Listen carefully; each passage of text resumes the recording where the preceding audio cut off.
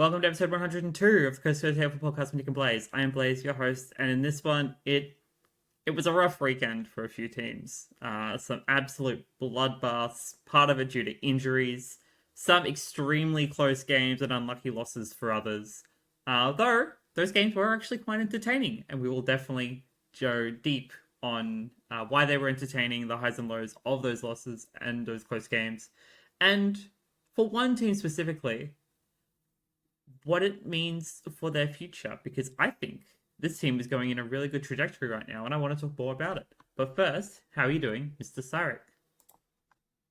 Not too bad, not too bad. As I said, it was a huge week for football. Not so much in terms of surprising results. There was only really one that went against the grain of the favourites, which we'll talk about. As I said, it was one of those annoying ones where I was like, I could have seen that one coming. But I wasn't Yeah, brave after the enough to tip performances it. we'd seen in the past couple of weeks, it was somewhat foreseeable, but I don't think anyone really picked it. Yeah. But yeah, we'll talk about that one.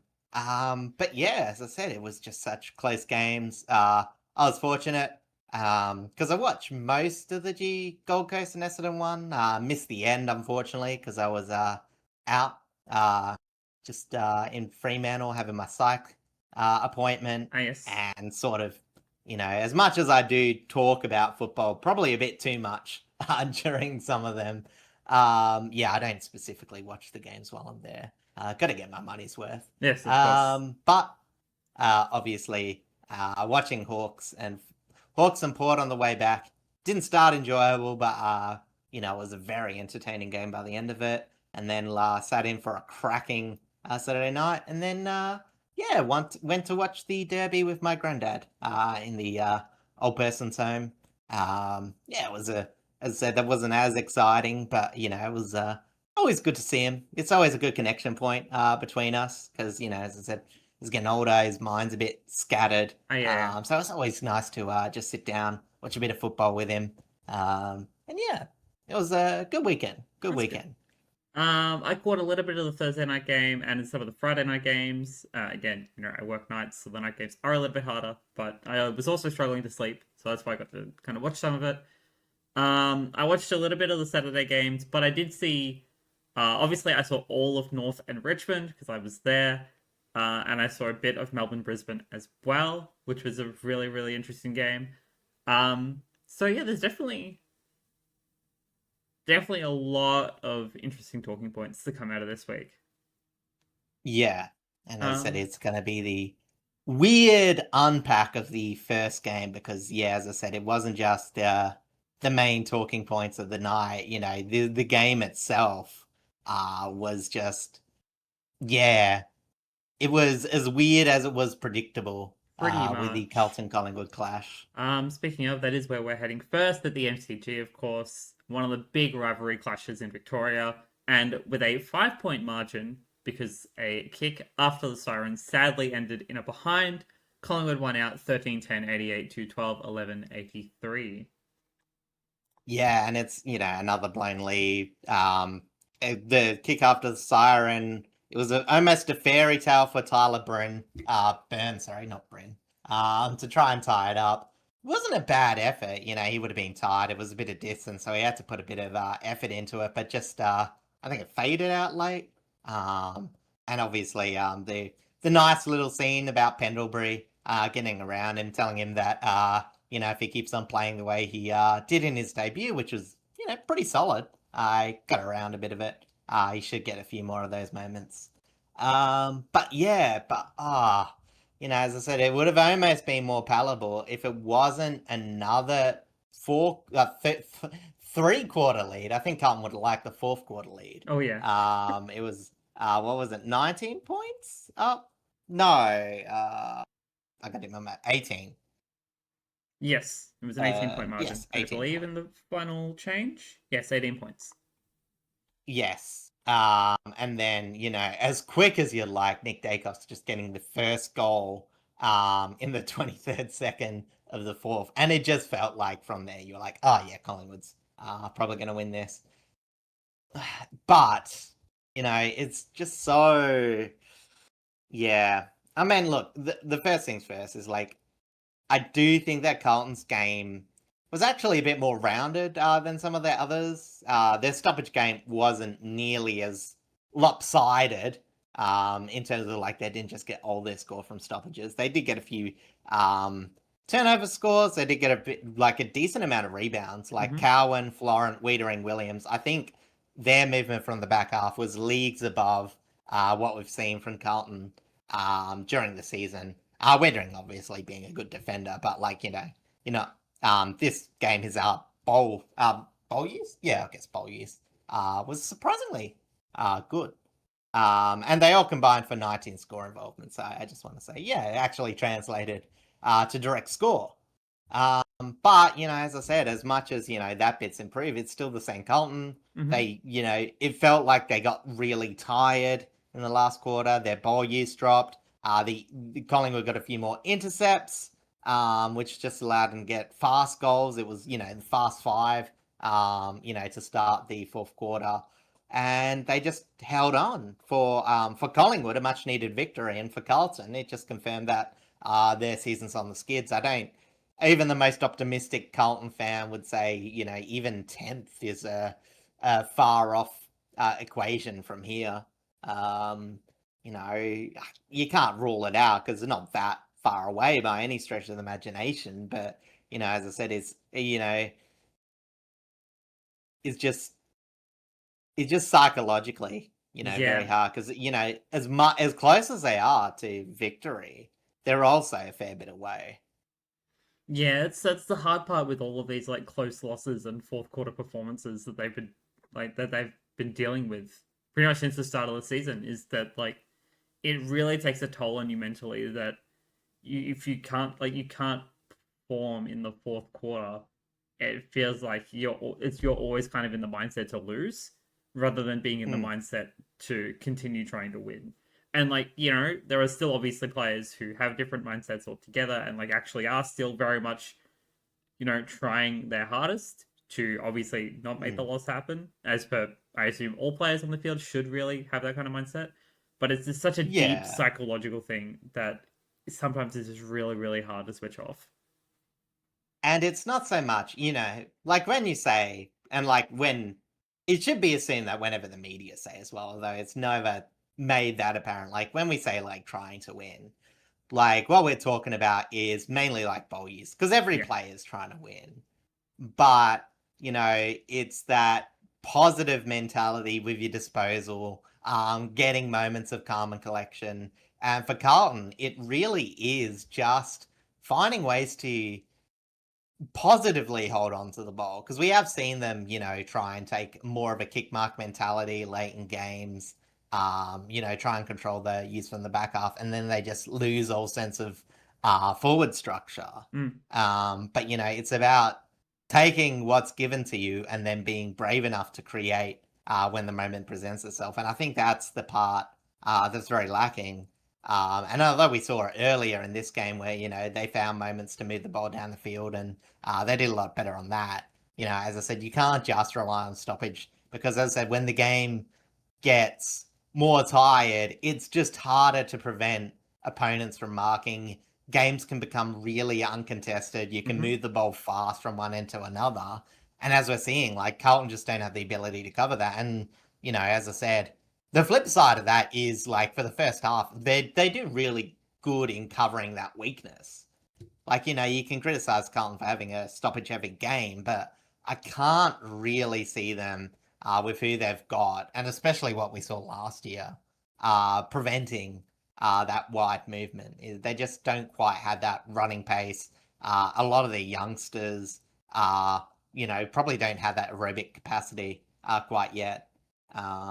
So yeah, it's just as I said, I think they've got the identity and, play style that they need. I don't think they need to change that. And, we've been saying that all sort of year. It's just, as I said, I guess it's just, making sure the veterans do the right thing, and hopefully that has a flow on effect to some of the younger players because, as we've been saying all year, it's just every time it feels like a veteran makes a big mistake sometimes, and then everyone gets a bit jumpy, and then all of a sudden, like that, lead Yeah. evaporates.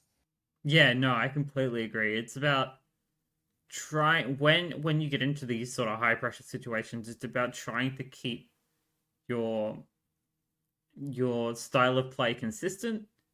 Mm. The same sort of obviously, coaches will always make adjustments to, Yeah. counter. Like that's just part of the game. Players know that. And when we say consistency, it's about being able to make changes without losing your identity, not, Yes. oh, Carlton have to suddenly play, different. It's about, okay, we're going to move the sliding scale, but it's still going to be Carlton football. Yes. Um, It's like say, um, ruck contest in the middle. mm, Ball Crumb by Cripps, hand pass to Walsh. Walsh gets the clearance, kick to Mackay. Kai marks goal. Like that. yeah. Obviously, I that's mean, that's easier said than extremely done, but simple. yeah, I get what you mean. But But, trying to keep your game plan intact, even whilst under pressure of, you know, um, player rotation changes and, more intense, I guess more intense environment, especially in a game like mm, this because it's such a heavy rivalry based game. It does get to you mentally, and that's got to be something that like players have to really kind of try and drown out in games like this, and you just got to try and play your way, like focus on what you're doing, and just again, just keep that consistency that you've had throughout the rest of the entire game thus far. Like you look at Carlton's like second and third quarters, they look great. yeah. Granted, Collingwood did have a bit of fight back in those quarters, but for the most part, they were consistent, kept the scoreline around 15 to 20 points, and looked fairly solid going into like just before that fourth quarter. Yeah, and I will say one thing too is, the thing that also makes it a bit hard for Carlton is the fact that they are still fairly reliant on set shots Mm-hmm. specifically. Like they don't have as much ground presence, in getting those general play scores, which means as the game gets later, it's very hard, especially with, all the forwards played really well for them, Kemp, McGovern, um, and obviously Mackay. But it's very harder to move them up forward, especially, late in games. Because, yeah, Carlton really didn't have that many inside 50s. Like, 12-11 was a really good return for them. Like, I know they did choke, but honestly, like, Collingwood probably could have won, by a bit more if Carlton's defense wasn't quite as, switched on, Mm. I guess. Um, but yeah, as I said, on the flip side, as I said, it's just, you know, um, yeah, it's a bit lacking for them. And it's Uh, like, and, but and even then, like Collingwood weren't really all that great for most of the game either. yeah, yeah, and it's like I think they're just going good enough. You know what I mean? It's Mm. like they've got minor injury setbacks, like nothing too bad, but they've lost a few plays here and there. Um, but I really want to say, like, the biggest thing, and it's obvious against Carlton, is they just lack venom off their own ball movement. Because again, they did tend to have much more of the territory. Mm-hmm. But until Carlton were making mistakes, Collingwood weren't really converting, and it only took the mistakes of the last quarter for them to really ramp up. So it's whether you want to see that as a good or bad team, because it's like, well, Collingwood always got because every team's going to make mistakes. So you're like, oh, Collingwood will always have an avenue of scoring. But a game like this, as I said, they really pushed the limit, of what they could get away with. And as I said, a slightly straighter kick, and they would have been splitting points. And, as I said, it's going to be harder to see them winning against, the upper echelon of the teams. They'll obviously be able to keep with them. I think their defense is really good. Mm-hmm. Their attack, despite being mediocre, they do find ways. It's just, yeah, um, you know, when other teams are going to be so clinical against you, um, it's going to be really hard to keep that balance. And work against Carlton, it'll work against some of the teams, or even teams like Adelaide, um, which are more back half and all that. But as soon as you get the forward half teams, I think they might struggle a bit. and just get a bit overwhelmed, find it hard to keep up with teams. I think that's the biggest question mark against Collingwood. I think it's why most people just see them hanging around the pack. I think there'll be a few teams where they'll be swimming against water, but overall, again, they're looking to blood a few youngsters. We've seen their middle be a bit mediocre, but at least they're blooding new players in. And yeah, as I said, I think you just sort of take it, I guess, if you're Collingwood. Yeah, It's not yeah. really. You're kind of in a situation where you're going to be competitive against most of the teams in the comp, probably struggle against the teams that are by far and away, the better ones, like, your Brisbane's, your Sydney's, Melbourne in a potential case. There's an argument to be made there. Your Gold Coast Suns, your Geelongs, like those sorts of teams, you'll probably still struggle Yeah. against. But you're otherwise either batting on average or far surpassing the teams well below you, which is not Exactly. in a bad spot to be, considering you're trying very hard to stave off a rebuild right now. Yeah, as I said, it's very much they've got enough quality to beat teams, like just give them enough chances, and 9 times out of 10 you would expect them to. But in terms of generating, it's going to be a few question marks. But as I said, like seeing Angus Anderson still have a pretty solid game. It's a bit sloppier at times, but overall he's still getting hands on the ball, still having positive impact. Oscar Steen, some of his tap work, it took late to get into the game. Pitnet gave him a bit of a challenge. But I did think, as I said, it's very important as especially as a backup ruckman to, hold your head high, find those opportunities. And when he wasn't playing, he still scored. When he wasn't playing ruck, he still scored a couple of goals, making a makeshift forward. So that's always handy. And, so they've still got players like Rowan Steele, who's just, serviceable. Probably, for a worse player, maybe, you sort of take that. William Hayes, I think, is in his third or fourth games, did an all right thing. I think one of the goals he kicked was fairly clutch. I can't quite remember, but I just remember something of importance from him. I might be dreaming. I think it was near the end. I'm fairly certain he did something, so possibly in the fourth quarter. Yeah. Oh yeah, no, he was one of the goals that was part of the Fast Five. Ah, yeah. So yeah. Anyway, so yeah. As I said, it's about what you want to see. I don't really think you can expect too much. No, I don't think so either. On the injury side of things, Harry Mackay went off with some kind of head knock. I don't think it's concussion. But he just kind of came off the ground a little worse for wear. Might have been after a contest or something, from what I could see. I think they were talking about delayed symptoms. Possibly. So he came off in the fourth quarter, got HIA. But I think there was, saying that he was getting checked out. It might have been another player. Oh, actually, sorry, no, it is another player. I know who I'm thinking of now. So yeah, he got assessed, but yeah, as I said, because he took the assessment, he couldn't go back on field late. That's fair. I mean, it's not like he could do a huge amount if the ball wasn't going into the forward line in that last quarter anyway. Yeah, well. And then on the MRO side of things, there's only one fine, which is Bo McCreary, fined $1,875 for contact with an umpire.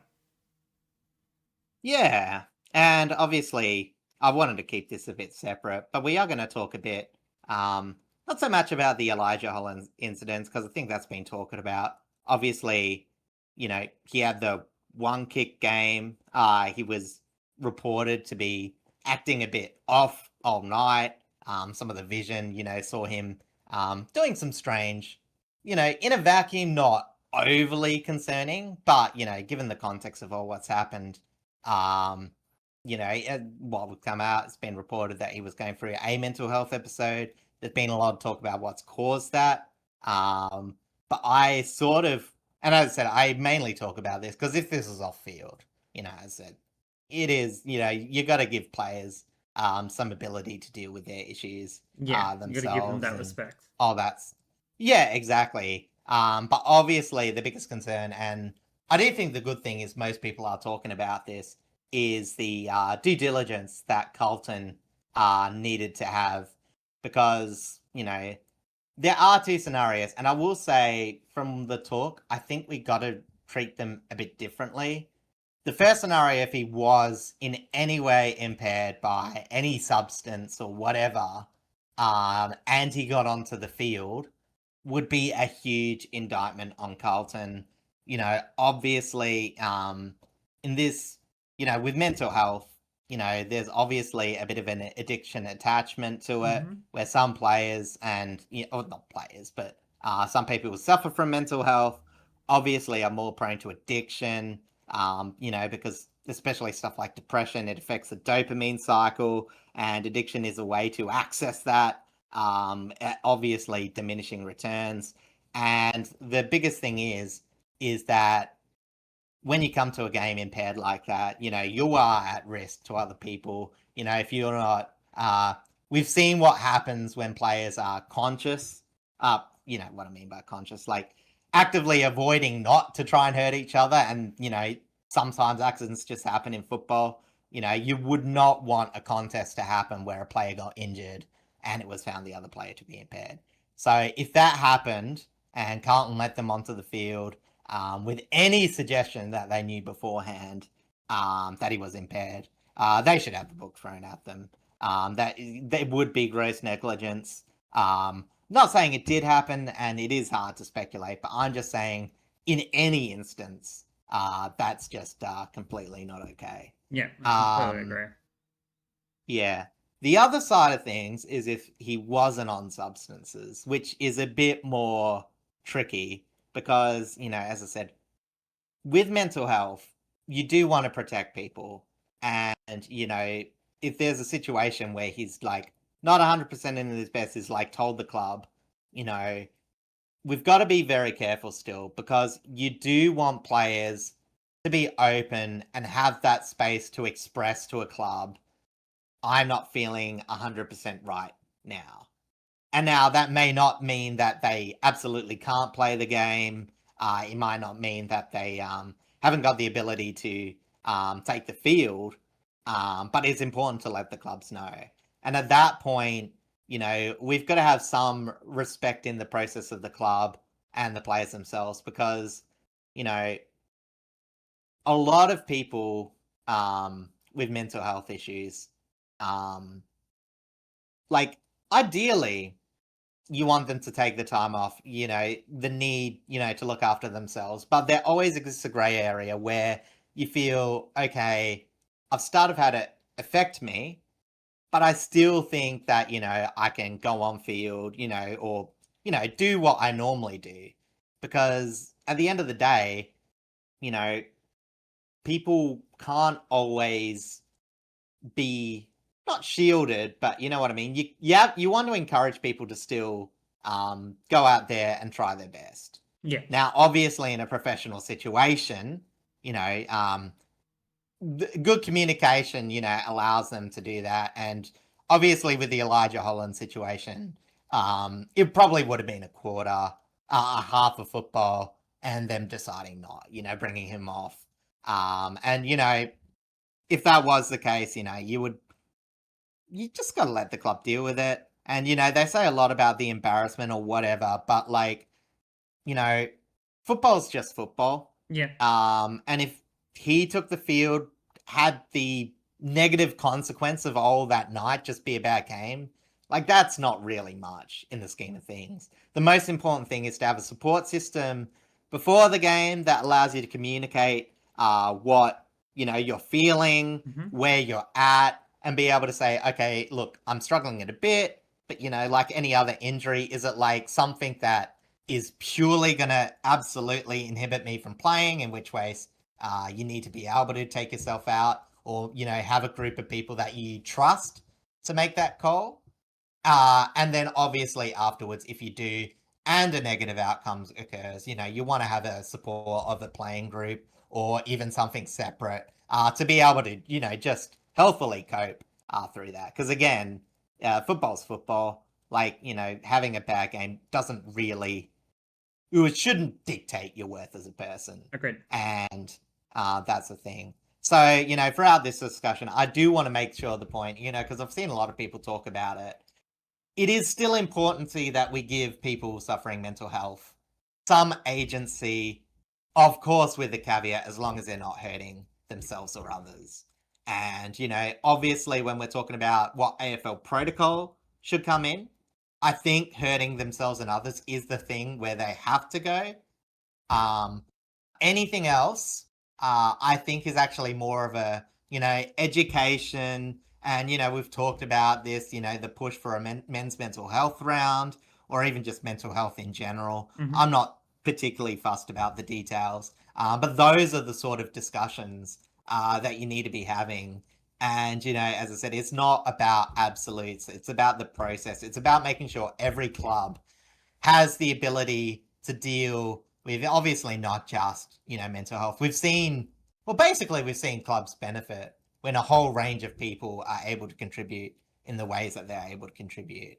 And that's just one of the ways. We've seen, over the years, a mentality of a tough football and, being that stoic toughness sort of be taken back with, and, adopting a more, okay, some people do have that mindset. Some people take a more gentle approach, and coaches have sort of realized how to grow more than those types of players. And this is just another example of, as I said, when we learn how to treat these sort of players, the best outcome should happen. Because, as I said, look, obviously, if it's taken some sort of substance and whatever, like, there needs to be some consequences.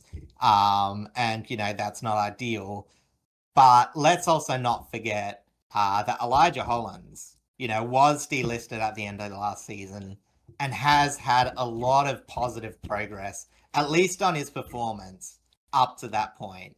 And if there's no other, anything, indicating that this had happened beforehand, like, everything up to that point had been fairly successful, as just a matter of dealing with this incident as it happened this week. Yeah, if the AFL comes out and decides that they're going to dedicate a round to mental health, I think what they should do is put it at the end of the season, and that way you can also coincide with the AFLW and they do a shared round together, promoting mental health for all peoples. It doesn't have to just be men's mental health. Granted, men's mental health is very important. It's something that doesn't get talked about enough, especially in generalized society. But everyone struggles with so many different things. Yeah, and being able to do I something think, that unifies the league, I think, is Yeah. a better way to go. Because again, it's when we say men's mental health, it's not necessarily that men, it's not necessarily that men, because obviously sometimes, like, there's some areas where men could get some more targeted help or whatever, like in terms of government programs, whatever. But like in terms of like the simple overarching ideas, there's obviously a lot of overlap, and most of it just becomes to, treating each other with a bit of kindness, making sure that we're all supported in life, etc., which is obviously universal. Yes. And, it's those small things that we can do as people to help others, really. And yeah, as I said, it would be nice if it was universal, as with most other courses in the league. Courses, I should say, in the league. But yeah, as I said, I think that's all I really wanted to say on that. I'm sorry, it was sort of a very, I think it's something very important that we that should be an open discussion everywhere. And like obviously, exactly. like it doesn't have to just be about men's mental health. Obviously, again, as I said, both mental health for everyone is very important. But it's about just having that conversation in the first place is something that needs to happen more often. And obviously, the government, whether it's state, federal, whatever, putting more resources towards that area in our medical system, and allowing people to have more options to help them get through their struggles is so incredibly important. What I might actually do, in the description of this video, I'm going to put the Lifeline number. Please go contact them if you are ever struggling. They have been a big help in early parts of I wouldn't say early parts of my life, but a couple of years ago, they were a big help for me. So it's very important that you reach out to someone, whether it's someone you know or someone who's a professional, to just help, like, be there to support you, because you should never have to go through things alone. Yeah, because, all this talk about what we're talking about, it is about getting a good support network around you. And obviously, we're having a push to have this in AFL football, but this is something that everyone as a person deserves to have. And sometimes it does take those, whether it be a Lifeline thing or whether that be psychiatry or, friends and family, whatever steps that help you towards those is always going to help you in your journey through life. Yes. So again, we highly encourage anyone that's feeling that way to reach out. Yes, 100%. All right, I want to say that the next game is going to be a little bit more lighthearted, but unfortunately, the Western Bulldogs are going through the wars right now. Down in Geelong against Geelong, with a 75-point margin, the Bulldogs got absolutely decimated by the Cats, 19-17, 131 to 8-8, 56. Yeah, and as the title implies, it is the dog days.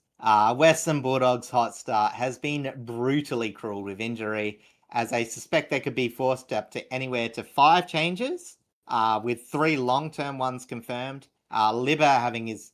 Unfortunately, will have to go to a tribunal panel to discuss his concussion because he's on his 5th.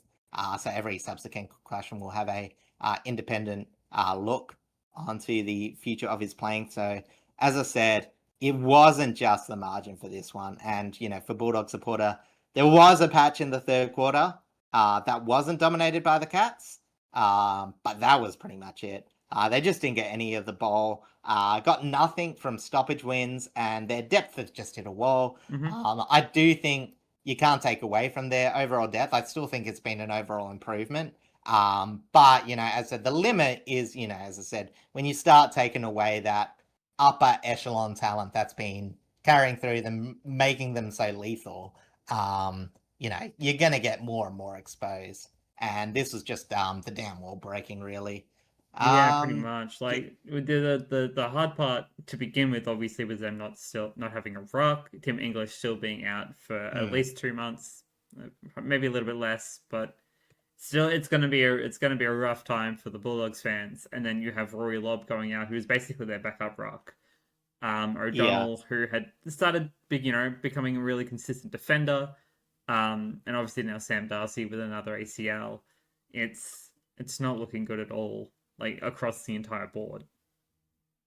Yeah, and that's the thing, like they're like I said, you can criticize, they have some depth, but like you take the top 1 or 2 defenders out of any team, and they start losing a bit of shape.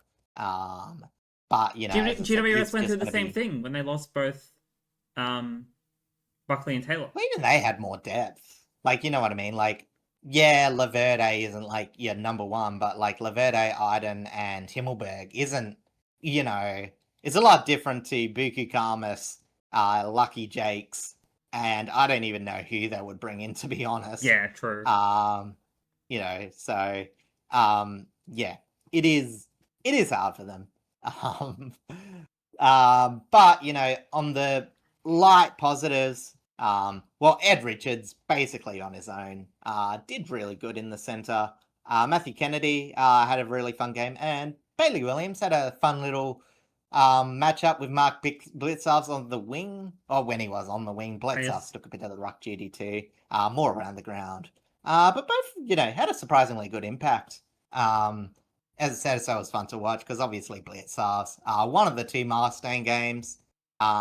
The other fun things for this game, because it wasn't that exciting, was, of course, Jeremy Cameron getting a bit of a Coleman boost. Yes, 10 goals. Absolutely insane. Yeah, 10 goals.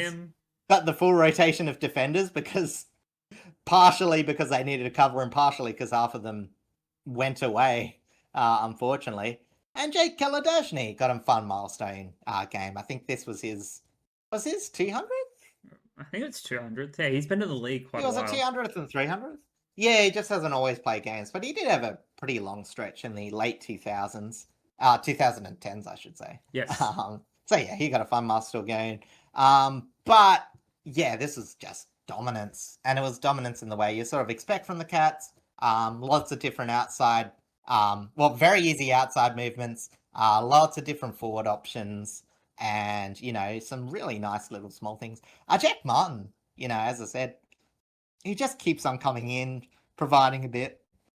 And is a player that, comes in and out of the side. Like he's, something they consider just taking out sometimes. So, they have so much forward depth. They have decent enough midfield depth. Their backline's just their backline. But in a case like this where, the Bulldogs have just lost so much structure in a match, they just weren't able to do it. Yeah, it just yeah. wasn't a pretty sight all night. No, the only thing I will say is that I think even before the injury, the Dogs' bowl use seemed very sloppy. But as I said, I think it was just like an off night or an off quarter compounded. Because as I said, they did show some decent signs in the third. It was just like way too late at that point. Yeah. Yeah. As I said, there was chances for Bulldogs to make this a bit more respectable, but that was just taken away from them. So again, you can judge them harshly for a quarter. But really, this is just like a night to write off because, there's just not really too much that's even worth getting through. You might go to your line coaches, say specific instances, I want you to tell a player. But, as I said, I would consider just skipping the Monday review, if I'm going to be honest with you. Yeah, when you look at like how much of a toll this game really took, there wasn't really too much to exactly analyze from it. Yeah. So yeah, on the injury front, Sam Darcy has done a second ACL. It does mean he's out for the rest of the year. Tom Liberatore went down with concussion after just coming back from an injury. So he will miss this week's upcoming game. James O'Donnell went out with a right hamstring and Rory Lobb with a left. So combined, they create one injured player and one fit player. However, separate, they are two injured players. Yeah. So there's two defenders out as well. I don't know how bad of an extent their hamstrings are. So it might only be a couple of weeks. But it's not looking good at this point in time. I feel like I saw something saying O'Donnell's was 4 to 5. That was the other long term. Because if you're wondering the other 5 changes, Bontempelli did get a knock. But again, I think he was on the bench because the game was so far gone. He wasn't really into I believe the he did go in for scans on Saturday just to check it out. But because it's also a 6-day break for their games, I believe they're playing Thursday night this week. Yes. It's touch and go as to whether he will play. Yeah, exactly. So that's why it might be 5 forced changes. But, as I said, you would imagine that 4 of them will be almost certain. Well, one of them has to be. And then, obviously, the ACL. But, yeah, it's just not good. No. Whereas Geelong, they're just humming at the moment. I don't even think they've got that many injuries, if any. They're one of the few teams blessed at the moment with a good injury run, and they're making the most of it. Climbing back up the ladder after that slowish start. Just a few close games lost against pretty tough teams. But unfortunately for the Bulldogs, it's also a loss against a team that you sort of want to be taking a game or here to away from. Yeah, it's like last week when they played season. when they played the Hawks. So that's also another game that they really would have wanted to try and take that win from. Yeah, exactly. So as I said, it's a double blow for the Bulldogs. You would imagine it's going to be hard to get top 4, but they just need to do enough to get their season humming. So when they do get players back, they'll go and hopefully get maybe the 5 to 10th range. Yeah, hopefully, like maybe second half of the season they'll start to get their game going again. Again, they should have English back, which will be a huge help. But they'll definitely have to do some restructuring to, in the meantime, to at least try and stay competitive. Yeah, exactly. All right, let's jump over now to the Battle of the Bridge. The Sydney Derby went on Friday night as well. Hosted at the SCG by the Swans, and with a 41-point margin, the Swans did win out 17-5-107 to 18-66. And that is... I didn't realize they kicked that many behind. It was dreadful. And, because the Giants... Look, like in the second half, they were absolutely terrible. There was no way that they were in the contest. But for the first half, they were actually, I wouldn't say it was like reasonable to expect them to be in front, but it should have been a lot closer. And as I said, so it was a very scrappy affair. You could tell they couldn't get their forward line going. Hogan was laid out, replaced Connor Brown. Sorry, not Connor Brown, Callum M. Brown, who had a double match because he played the game before. Wasn't expected to, be not be an emergency, but I'm guessing he probably only played limited minutes in his pre-game. But yeah, he still had to take the field twice in one day, which is always a bit hard. Yeah. I can't really knock him for having a limited impact. But overall, it was just a mess. Their bowl use heading inside 50 was putrid. Their forward 50 pressure was putrid. Sans Phoenix Goffard, he had a pretty amazing game for a youngster. He really lifted when others were really not doing too well. And on the other side of the field, you had Joel Amati and Logan McDonald. They only really had goal impact in the first half, but their contest and presentation off the ball, their efforts were just night and day to what GWS was presenting. It was really look at this team doing something wrong and look at this team doing something right. Yeah. And 75, as good as that is, like 75 on paper, like they had, I think it was 71 inside 50s. Like they could have got more scoring shots. This could have been a lot worse. But yeah, as I said, I think Sydney got, I think it was 20 more inside 50s and had one less scoring shot. That's not too bad. No, a lot less scoring shots. Oh. Yeah. No, I mean, it's still good because you kick 675, you're not complaining. Oh, like, yeah, still true. Right. But you know what I mean? Like, this for GWS could have been a lot worse because, as I said, they fell apart in the last half. And as I said, it was nice for Sydney because a few different suspects, had really good games. Obviously, Grundy and Heaney had fantastic games. But the Lizard, I think this is probably his best game for the season. McInerney, who is pretty harsh to say an unusual suspect, but he probably had one of his best games in an already great season. Matt Roberts, he's really found a place on the wing. His ball use has sort of improved. He's really good at getting those wing intercepts. It's sort of that defensive pressure that Gordon would normally apply. So he's like fitting in really nicely there.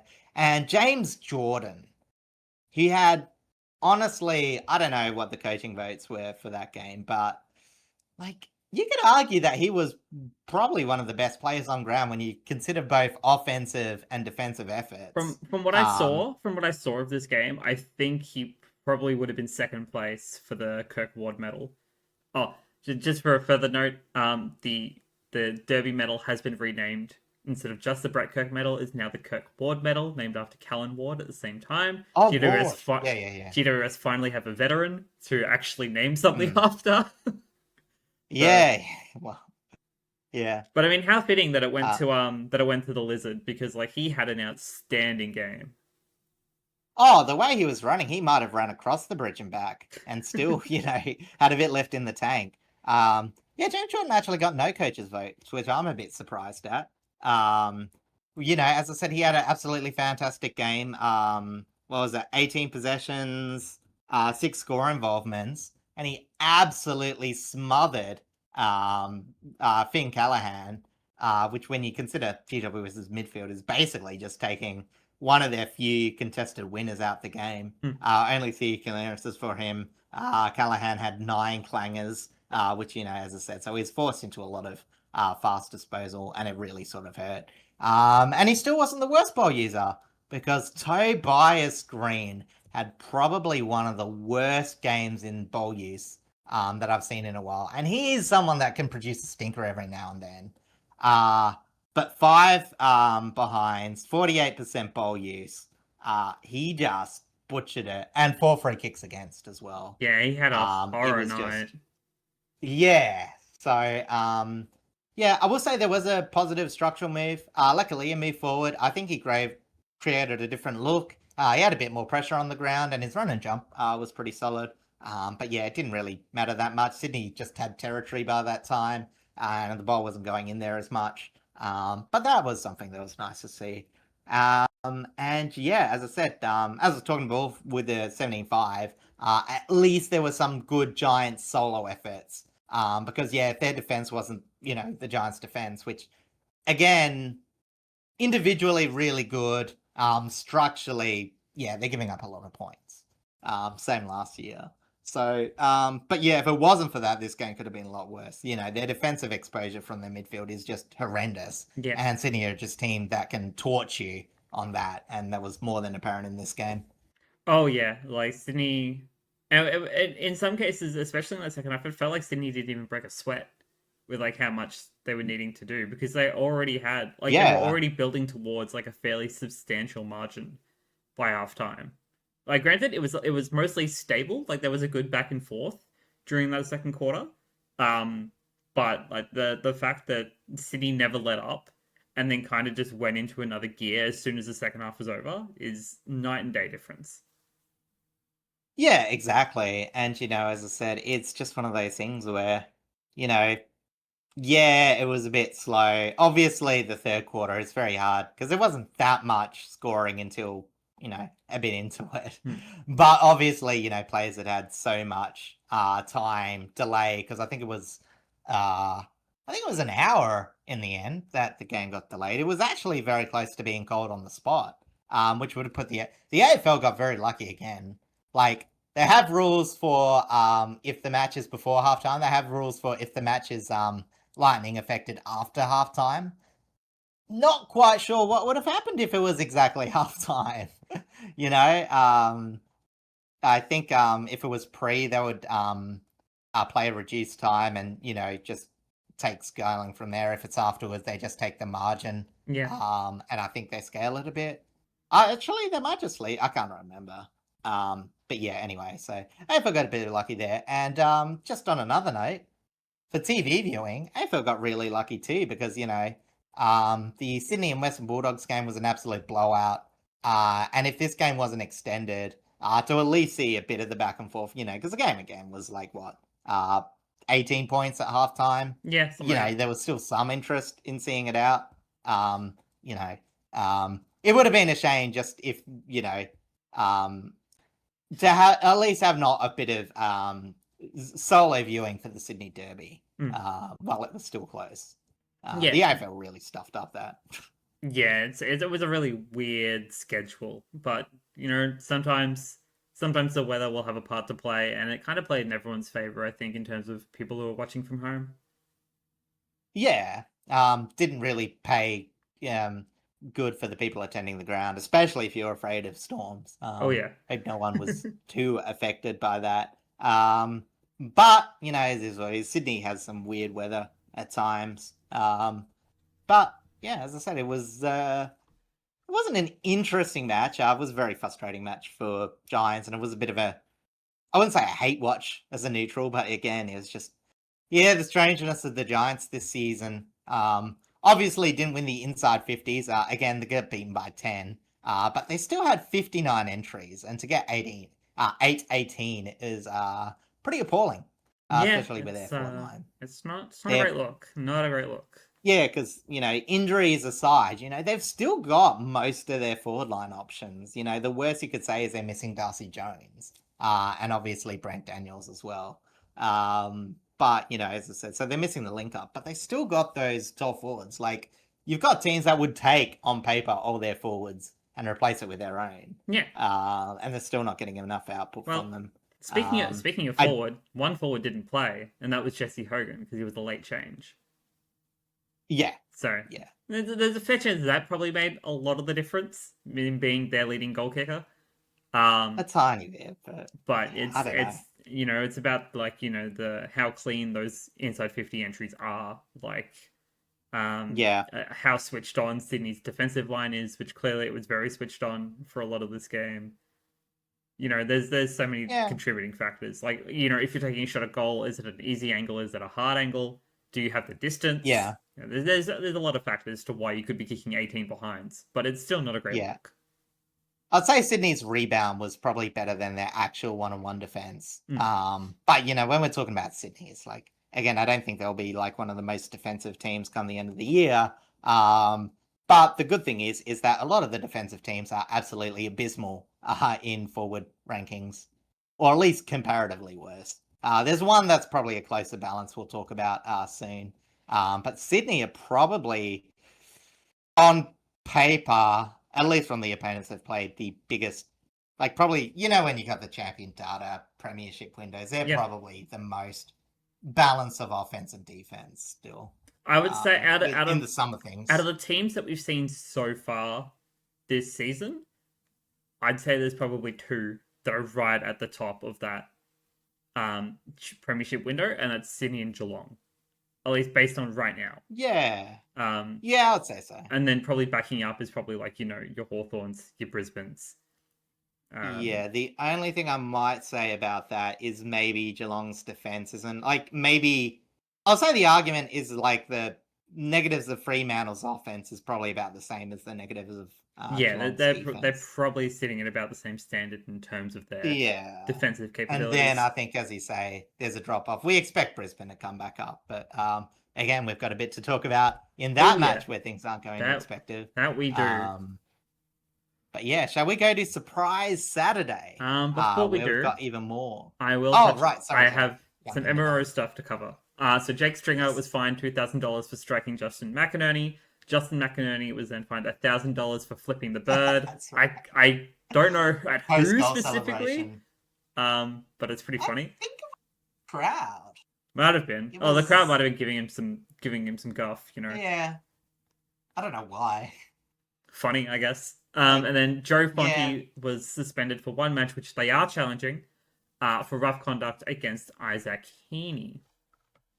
Yeah, that might be a significant one because Joe Fonte has been one of the biggest positives, I would say, for GWS this season. His work off halfback, balancing with both Whitfield and Lockie Ash, has been very good. It has been. So it would be a bit of a shame to see him. But again, if he did it, I didn't see the incident, but if he did, he deserves it, I guess. Yeah, possibly. All right, now we can cover Surprise Saturday, because the first game we've got, what an interesting outcome. We're going up to the Gold Coast, where the Suns hosted the Bombers. You can call this one another Damien Hardwick Cup if you'd like, being the coach and a former player. But with a 9-point margin, the Suns did win out 17-17, 119 to 7-8, 110. Yeah, and I guess you can sort of call this a win because, even though it's the Bombers and no one had really expectations of them beating them, it did stabilize a two-match skid for Gold Coast. While, as we were saying, like the Dons, I said a performance to keep the fans happy, but I would be thoroughly impressed. Like, post halftime against the Bulldogs, like, there's nothing really you can be complaining about what the Dons are doing. Obviously, they've got weaknesses in terms of their list, but in terms of the effort, it's undeniable. And, one of the strengths that they've found, as I said, we've talked about the Dons midfield early on not performing as they should. But against Gold Coast, who have been exposed to have a bit of a weakness in their midfield, not so much offensively, but defensively over the last few weeks. I think they've set the Amber Alerts off because, as I said, the Gold Coast defense has not had defensive protection from their middle in the last 3 weeks. And when you consider the quality of opponent from the first 3 weeks, you got a very out of form Geelong versus Richmond versus West Coast. It is a bit concerning. For the people that were putting Gold Coast as definitely one of the real contenders of the year, I think you've got to rein that back a tiny bit. I'm not saying that they're not there. I still think they've got a tiny bit to prove. Again, we're talking about top 4 versus, top 8 here. But, as I said, they're still getting a lot of decent uncontested work, converting clearances to score at a more than healthy rate. But, as I said, it was hard work by the Dons midfield. Really put Gold Coast to the sword, and they put enough pressure on them to score a very nice 11-4 from turnovers. So, as I said, we've been saying this about the Eagles, we're saying this about the Dons. When you can put enough pressure to force your opponent to make errors, and it doesn't matter how good your opponent is, because every team makes errors through the course of the match. you can find yourself scoring easier. You never want to just rely on stoppage work. You want it to be at least some form of blend. But you just never want to have the opponent just have, you know, well, let's put it this way. Like, the Dons are always going to let the opponents move the ball easily. That's just where their team's at. Like, as I said, from what I've seen, they can't really seem to do much to stop transition. They couldn't last year. They can't really this year. But they can do stuff to try and force errors in that transition. And I think that's the difference between the Dons of the last 2.5 weeks and the Dons of the first few weeks, where teams could just do anything against them unopposed. That, and I think a lot of this hope for the Bombers of the past 2 weeks comes from the fact that Brad Scott has stuck by them. Like, he hasn't made wholesale changes because they've been performing badly prior to that. He stuck with the team that he put out on the field in the most recent heavy loss that they had, and he said, "I believe in these players. I want to give them their dues, allow them to try and play some consistent footy of their own merit, and see what happens." And they got a win out of it, and they played a close game against the top 8 side. Yeah, and that's the thing. It's not so much because it's very easy to be so reactive when you're a coach, and maybe not us, because I don't think we were necessarily calling for Brad Scott's firing, but we did say that he was opening himself to be in an awkward position. A few media people were calling for his head, but we also acknowledged that, they didn't quite have the list. It's about making those changes. And, in the first few weeks, it's hard to do that, especially with a young side. Yeah, it really is. But, as I said, it was making those small changes. And then those small changes, when you got a few more trust in other players, they could do something, which I thought was a decent move for this match, which was putting Langford at halfback. Obviously, the Dons had a few niggles, which made them change up their defensive structure. I think it was Jordan Ridley early on was taken out of the game. Again, that are very unfortunate. So, you know what I mean? They were able to, sort of mitigate the huge mismatch in height, because, again, Suns were pretty one-on-one. The Suns were always going to get some score. They just had too many tall players that the Dons can't cover, too many skilled ball users. But you know what I mean? It was putting on pressure to get some rebound and making sure it just didn't come easy and forcing the Suns into 17-17. Obviously, you don't want to be giving up 34 scoring shots in a match. And obviously, this good kicking, it's unsustainable for an entire season. Yes. But it is something you want to build around. You got to take the fact that, you got a really good result out of hard work, even though it wasn't a win, and then bring it forward for the next few weeks. Yeah. Because again, in a vacuum, if it wasn't for last week's win, maybe you'd shrug your shoulders a bit.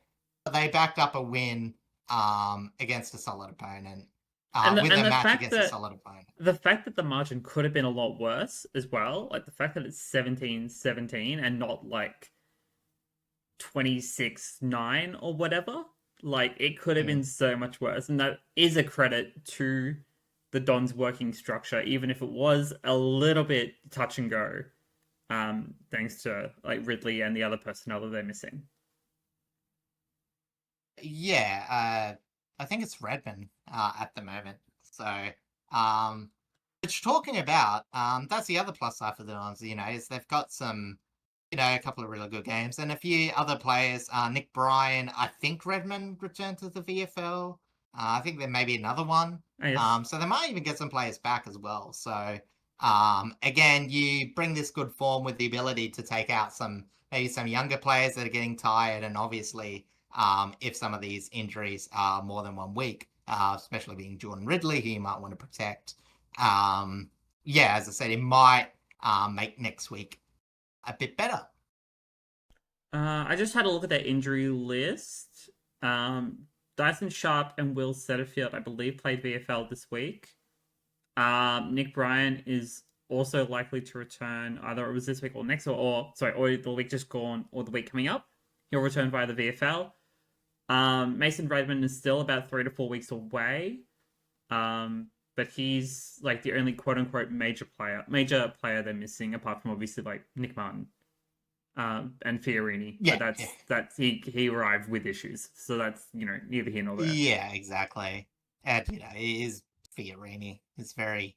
I'm not really sure if he's 100% needed in this Don side, especially with the way they're playing now. But yeah, we'll be able to. You'll be able to give options to take out some struggling players with experience. Like if Sullivan Roby, he had a fantastic debut. Gets a bit tired later on. Yes. Oh, and just before I move on to like the injuries and MRO rest of this part, I just want to do a brief mention to Jacob Farrow, who won the Rising Star Award for last week's game. Big congratulations to him, and still put up a really solid performance this week against the Suns too. So he's having a very solid start to his season. Yeah, he's just a really solid ball user on the back half, and it means, as I said, I guess it's like, when you have that reliability, a player like Andy McGrath can get a bit more around the field, which he definitely did this game. I only watched a bit of it, but by all accounts, he was one of the most impactful players on the ground. Sans from the former captain, Zach Merritt, Yes. who probably had his best game post the saga. But yeah, so it's good. Like I said, I credit Zach Merritt being a professional. Yes. You can tell he's still doing what he needs to do. He had a few games where he's off. That's understandable, and obviously there's a few talking points. But as I said, this is just what Zach Merritt does. I can't really see him. Maybe you get a bit of natural loss of cohesion for a little while, but when you got a quality player and a professional, he's going to come back and get results. And he probably had one of his best games for a while. Yeah, absolutely. All right, yes. On the injury side of things, it is only Jordan Ridley who came off early with calf tightness. Again, with him and his history of injuries, they're trying to keep a very close eye on anything that his body may come up with, because we want to get him like on the park and actually healthy. And on the MRO side of things, Took Miller was fined $1,000 for contact with an umpire, and John Noble was suspended for one match for rough conduct against Tom Edwards. Yeah, I must admit, not a bit surprised, but yeah, the Took one. Honestly, I would have thought that there may be even a higher grade for that, because, look, as I said, it wasn't malicious, but he destroyed that umpire's collarbone. And shout out to the umpire who, look, I'm going to say, like, theoretically, there was an argument that play could have been stopped, because this umpire was he was a center field umpire. Took ran into him. I don't think he saw him, or he just expected the pathways to go wrong, because he just bowled into him. Yeah. And separated his shoulder from his collarbone, and he was just hobbling around trying to hold it. Still being in the umpiring contest before it can go to the outside. But credit to him by trying to be professional, because again, if there isn't a protocol to stop the game there, he did like the best he could in that situation before he was able to come off, which took about probably a couple of minutes. Okay. But yeah, so shout out to that umpire. And that pretty much covers that game. So now we're going to jump over to Marvel Stadium, where Hawthorn host Port Adelaide. And honestly, I really, really love this new era rivalry, because I think it's actually such a fun matchup for both teams. But with a 3-point margin, Hawthorn did win out 13-11-89 to 13-8-86. Yeah, and it's funny you say that, because there was a few comments on that I saw, and it's like, Hinkley would never like come this close against Hawthorn, and it's like, we literally beat them. You know what I mean? When we were struggling last year. Hey, you still won a game against Granted, them. it was at Adelaide Oval, but so I thought that was funny. But I think the difference between that game and this game is just in the context of the season and where we expect Port to be. Because obviously Port struggled last year, but we're sort of seeing where Carl wants to take this team. And at the start, it was nightmarishly slow. They were absolutely slaughtered in the centre bounce. Again, Port has had some horrendous starts in the middle, where Hawthorn kicked overall 4-1 from centre clearances, with 3-1 coming in the first quarter. Yeah. However, Yeah, so again, they got a lot from centre bounce. However, Port did manage to get back from this 7-3 defensive collapse, and they restricted Hawthorn to just 0-2 in the second. Nick Watson started off really strong against Josh Lai, but James coming well after that. So it was really just excellent set shot shooting in the third that created Hawthorn's goals post-half time. In fact, fun fact about this game, there were actually no blemishes from Roos outside 50. There were 2 goals from Hawthorn, 1 goal from Port taken from the 3 set shots outside 50 all night. That's amazing. That is actually quite clean consistency when it comes to like long balls. Yeah. As I said, it was still like a few shots missed, but they were just general play shots mainly. Set shot shooting was pretty high up there, except for one Josh Sweet miss. Jordan Sweet, I should say, that really could have been taken. Might have made the game a bit different. So yeah, when Port Adelaide were able to get back into the game, they sort of just started slinging from turnover a bit more. They got some really nice movement from hands, some very aggressive kicks out of defense from turnover. We saw a really nice game by Todd Marshall. Some of the kicks that he was making were pretty fantastic. And yeah, they were able to convert it more into shots in that second quarter. Hawthorn did respond after fast half time. The fast play that was exposing Port, they sort of stopped that, start controlling the ball a bit more and just limited Port's opportunities. Port did get enough inside 50s, but unfortunately just couldn't convert. And so even with the lack of possessions, the riskier ball movement was still nice to watch. They still were aggressive, still hunted, was not perfect, but probably the clearest intent of style was seen, and the cohesion to the forward line was very apparent. Port lowered their eyes all night, drawing out defenders while still picking the moments to hit the big guns like Georgie and Whitlock.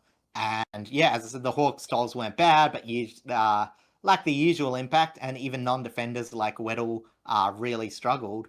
But yeah, as I said, it was just a few moments in the last, mainly the massive roost by first gamer McCabe, who I think was one of the outside 51s on the boundary line, just slotted his shot. And yeah, it was just really the difference between the two teams. It's just Hawthorn had slightly better conversion. Movement for both teams was pretty good all night. As said, apart from that blip by Hawthorn in the second. And really, we just had 2 decent teams wrestling it out. One really young, one experienced, trying to find the upper ends of the ladder. And Hawks just squeaked on by with a win. One thing that I was really, really glad to see is the return of Cal Shadir. Like, I think his impact last year, when he was missing with a lot of injury, I think was really felt, and that's why I think like a player like Jack Gunston like stepped up massively and like adding a bit of creativity in that forward line.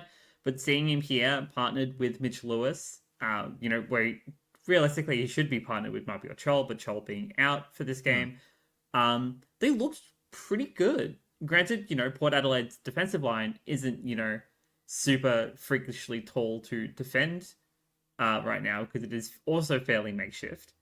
But it's also like, they partnered really, really well together. They both led really, really well with their leading patterns. And, it's really good to see that Hawthorn's forward line is actually like starting to come together in terms of a long-term goal. Yeah, exactly. And I think this is sort of the depth that we just wouldn't expect from a team like Hawthorn. Because obviously losing Kalshadir and Joel and Gunston for a game, he's really put a lot of pressure on. However, they did pretty well. And as I said, it's not like the defense of either team was particularly bad. As I said, if it was a normal set shot shooting night, we probably would have seen, like 10 goals each. Maybe gone either way. I don't know if it favoured anyone.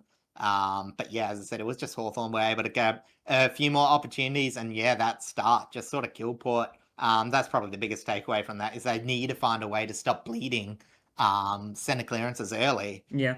But the fact that it was so good after that, like it was only one goal late from Nick Watson, but still a goal.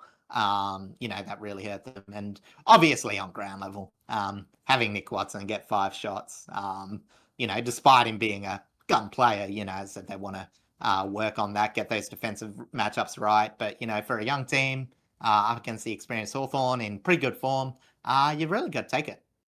Yeah, absolutely. Like, you really got to take your opportunities whilst you can. And, like, the fact that this could have gone slightly differently, with it, considering it was a 3-point margin, goes to show that, like, Port Adelaide are very much still very willing to step up, when, I guess, when there's a fun rivalry on the line, this has become really enjoyable. Yeah. But also, like, the fact that they know that they are a lot better of a team than where they currently are. Injuries are part of why they're not looking great. But also there's definitely some structural issues around the ground as well. But when Port are in a situation where they can step up, they do, and they are able to put on a fantastic game, all things considered. Yeah, and I think the main thing is I don't think it's a lack of ideas, and I really like some of the difference in transition we're starting to see from Josh Carr in terms of literal ball transition. But yeah, as I said, it was often the execution, and some of those ideas were probably, doomed from the start. When you first kick, that might have been a decent set play as a turnover in your back half. Well, you're just going to look inept. Whereas, as I said, in this game, some of those linked up into some pretty nice chains, and as I said, you see that hard work running, pay off instead of just going, forcing your players to run 2 ways as you're making up for an errant kick out of defense. Yeah, exactly right. Is there anything else you want to cover for this game before I jump over to the MRO? No, as I said, I think Hawthorn were pretty impressive, and I think the main takeaway from this is they just adjusted to how they need to do. And again, obviously, it wasn't perfect again. If Mitch Georgiadis makes that last kick, obviously they would have won. But again, you're facing a poor team playing some pretty good football, and I think most of the day, I think I was really impressed with how every Hawks player seemed to just have a moment here and there. I really don't think they had many passengers, even if they maybe just didn't have some four-quarter. They were probably missing. I guess John Newcomb had a really good game and Mitch Lewis, but you know what I mean? Is it was definitely a very even spread more than, a few really gun players, but sometimes you sort of need that. Yeah, I completely agree. The one player I do want to just quickly highlight is Massimo D'Ambrosio, because apparently, according to the Hawthorn supporters that I spoke to about this game, he had a really, really good game too. So that's good to see that he's been back in some fairly solid form, but 3-point margin. I think it was just his hit up. Yeah, exactly. I think it was him hitting up a few targets, as I said, when, those centre bounce clearances, because obviously he's not going to be related to much of that, dried up a bit. Some of the play was tending to run through him. It was a pretty good presence on the wing, as was Jarman Impey in the more half of those scoring chains. I thought he had a fantastic game. And obviously a former Port player. Yes, that's exactly right. All right, on the MRO side of things, Zach Butters was fined $1,000 for striking Sam Butler on top of the whole umpire saga that he is currently going through. Josh Lye was fined $1,000 for contact with an umpire, and both Dylan Moore and James Sicily were suspended for 1 match for both striking Logan Evans in separate incidents. Yeah, I was going to say at different times, but yeah, it is strange for them to both be Logan. Poor Logan probably thought he was getting his abs a workout, when you get the old punches to try and tighten them. But yeah, as I said, hopefully him and his washboard abs will be all right today. Hopefully. All right, let's jump over to our Saturday night clash at the Adelaide Oval, with the Crows hosting St Kilda, and this was a lot closer of a match than anyone was expecting. But with a 1 singular point margin, the Crows did win out 15-13, 103 to 15-12, 102. Yeah, and this game, while it probably wasn't the cleanest of the 3 games, or actually, yeah, actually, I would say it's one of the cleanest, but It was a very fun game, and obviously a lot of the momentum swings, and the closest margin you can have with a result. Obviously, with these 3 games, draw FC are in shambles. But essentially, Adelaide did really good. I had a lot of possessions, but on the flip side, the Saints just seemed to do more with less. At times, it looked like the Crows' tolls were going to put the game out of reach, pardon the pun, for the Saints. But as I said, the Crows, were certainly having to make shift. This was a very brave win, obviously due to the sad circumstances around Jordan Dawson. Yes. They had to find another player to fill in that hole. And Charlie Edwards, in the context, did absolutely fantastic to share the midfield load. But overall, it did feel like there was a bit of class missing from the middle. McAndrews and Marshall had a fun battle in the middle as De Konin's body wasn't quite right. But the Saints seemed to do just a bit more with it from stoppage than Adelaide seemed to. Yeah, it's a really weird game in the fact that like this is the kind of St Kilda that we've been wanting to see. Granted, they don't get the 4 points, and that's probably what would have mattered a lot more. But the fact that like it was a high scoring, a high contending game against a quality opponent, and like they look a lot better than they had pretty much the rest of the season so far. This is probably their best game, even though they didn't win. Yeah, again, I mean, a couple of their games have been like better than a couple of their losses has been better than their wins. Obviously, one person, like their defense struggled, but one person that just stood out and probably was near best on ground. Cal Wilkie, 16 intercepts, 8 intercept marks, and at least forced Adelaide to take more general play shots than set shots. It's probably the one thing, that forced, a few misses. Otherwise, this was probably going to be a pure Adelaide win. So, yeah, as I said, it was really impressive to see him, command so much with so little support in that back line. Yeah, it's the fact that he was able to kind of really just stand on his own is a testament to his work ethic. I know, Silvani had a little bit much more quieter of a game. Didn't do too much defensively. Sinclair had a fantastic game off of halfback, however. He was doing a lot of really good work with his transition work. Had a lot of meters gained from what I can remember seeing. But Cal Wilkie is just by far like easily an all-Australian defender right now. Like he's done some absolute God's I work. would say it's the person you're picking first. Obviously, Harris Andrews is the 3 weeks missing, so that sort of prevents the competition with him at this point. Yes. But yeah, like so far, Cal Wilkie, other players. I think defensively, you could maybe look at Alex Pearce, although he did miss a couple of games early, I think. Yes, he did. He missed like 1 or 2, yeah. Yeah, so, I said, I'm just trying to think if there's anyone else really in the equation so far. I think it would be Wilkie, just also because you're getting a bit of offensive generation from him as well. His disposal is always very solid.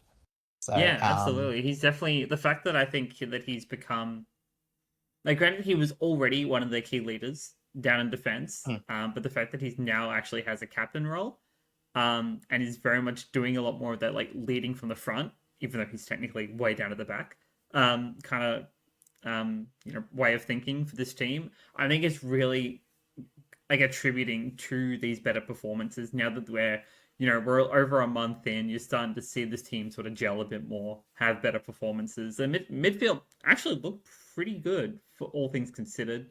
Obviously, there's always like mistakes here and there that comes with footy all the time. But the fact that they were able to contend really well with Adelaide is huge for them in terms of their growth. Yeah, because I said, obviously Darcy Wilson kicking the 2 goals, having some nice work, and then Hugo Garcia with 7 clearances. You don't often see his name in top of the St Kilda clearances leaders, so yeah, it was really good to see. And obviously the flip side is just defensively, they were still spot on. Like they did make it hard for Adelaide to get much out of stoppage, or at least from the bits that I saw anyway. So and that's also sort of what I want to say is, obviously in a 103 or 102, like it's bits and pieces that separate the two teams. I will say it's like harder to tell if St Kilda were really solid staying near or if Adelaide were just lacking a bit of killer edge. Very hard to say about 15-13, but as I said, when Silvani gives away 5 free kicks, and Phil Thorpe has a pretty mediocre conversion from them, Saints got a tiny bit lucky there. Yeah. But I also really did like a lot of their ball movement. They took territory. Not always efficient, but at least they forced Adelaide into deeper turnovers. And as we've seen this year, Adelaide just can't move the ball from their defensive 50. They're decent in the defensive half when it's just, your general around the ground intercepts. But, once the ball's going into like Murray or Butts or, they're really tall defenders, they just don't connect as well. Yeah, they're still very much struggling in that regard without Keane. He was very much the glue in that part of their system. That Yeah, they like he would still turn the haven't been ball able to over, like fix. but yeah, he was good because, you had to account for his pace, whether he was going to run off or whether he's going to take off a kick. Um, but yeah, as I said, so, that was really good. And yeah, it was just, one of those good things where, yeah, I think the St Kilda just played a reasonable game to sort of counteract some of Adelaide's stronger points. And I Hmm. think they deserve to be around. Even if I do feel like Adelaide probably I feel like this game was a bit further than a 1-point win, but at the same time, it's very hard to say that St Kilda didn't give it a real hot go and didn't deserve the win just as much. Yeah, absolutely. I think both teams, at least in this situation, very evenly matched. And yeah, Mm. honestly, both teams very much deserved a win here. Like a draw again would have been ideal. Honestly, the fact that we were so close to having multiple draws in this round is kind of a testament to Mm. where the league is currently sitting. Yeah, exactly. It's still a bit two-tier, but it's not as if like any of those teams in the bottom half are just like gonna roll over. Like I don't think we're gonna have situations where last year it was just consistently losing like the bottom 4 teams were like week in, week out, pretty uncompetitive. Well, Um we'll just wait ah, until we talk about our next game, because yeah, well, I yeah, guess we will get to that soon, but well, yeah, as I said, like this had a bit more substance, and yeah, I don't get the feeling St Kilda are terrible. I don't think they'll make anywhere I don't think like Saints are terrible. I think substantial. they just needed more time. But Yeah, in I terms of the guess. players that have been there longer than 6 months, you feel like they've had enough time to be somewhat competitive. And according to this game, they have. But when your Silvani's, your TDKs, Liam Ryan still doing some Mm, decent work. You want to see more from them, and it just hasn't exactly yeah, eventuated as of yet. yeah. It's the new players taking a while to gel, and some of the fringier players. It's weird. I wouldn't call the Saints a pure top heavy team. But yeah, as I said, their list does drop off, fairly quicker.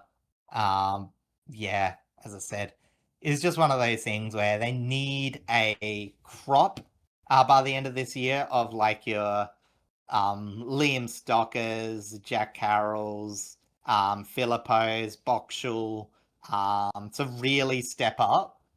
Otherwise, you sort of need to delist a few of these players. Yeah. As much as I'm never actively looking for delisting, they've just like hung around a bit and haven't quite shown enough.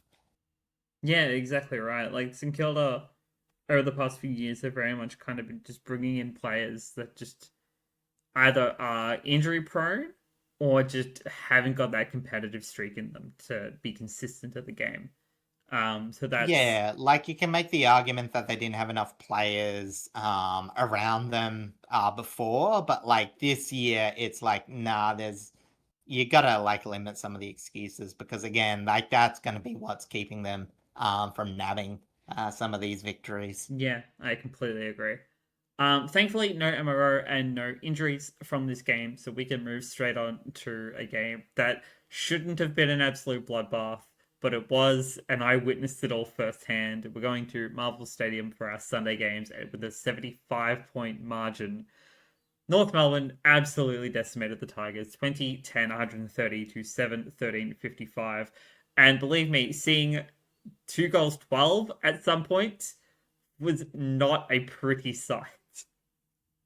Yeah, I mean, look, as I said, it was like I didn't watch this game at all. I'm gonna be honest with you, but it's so hard to like, and I'll let you draw more positivity. But from the outside, the stats just North won heaps of the ball, were able to move it way too easily.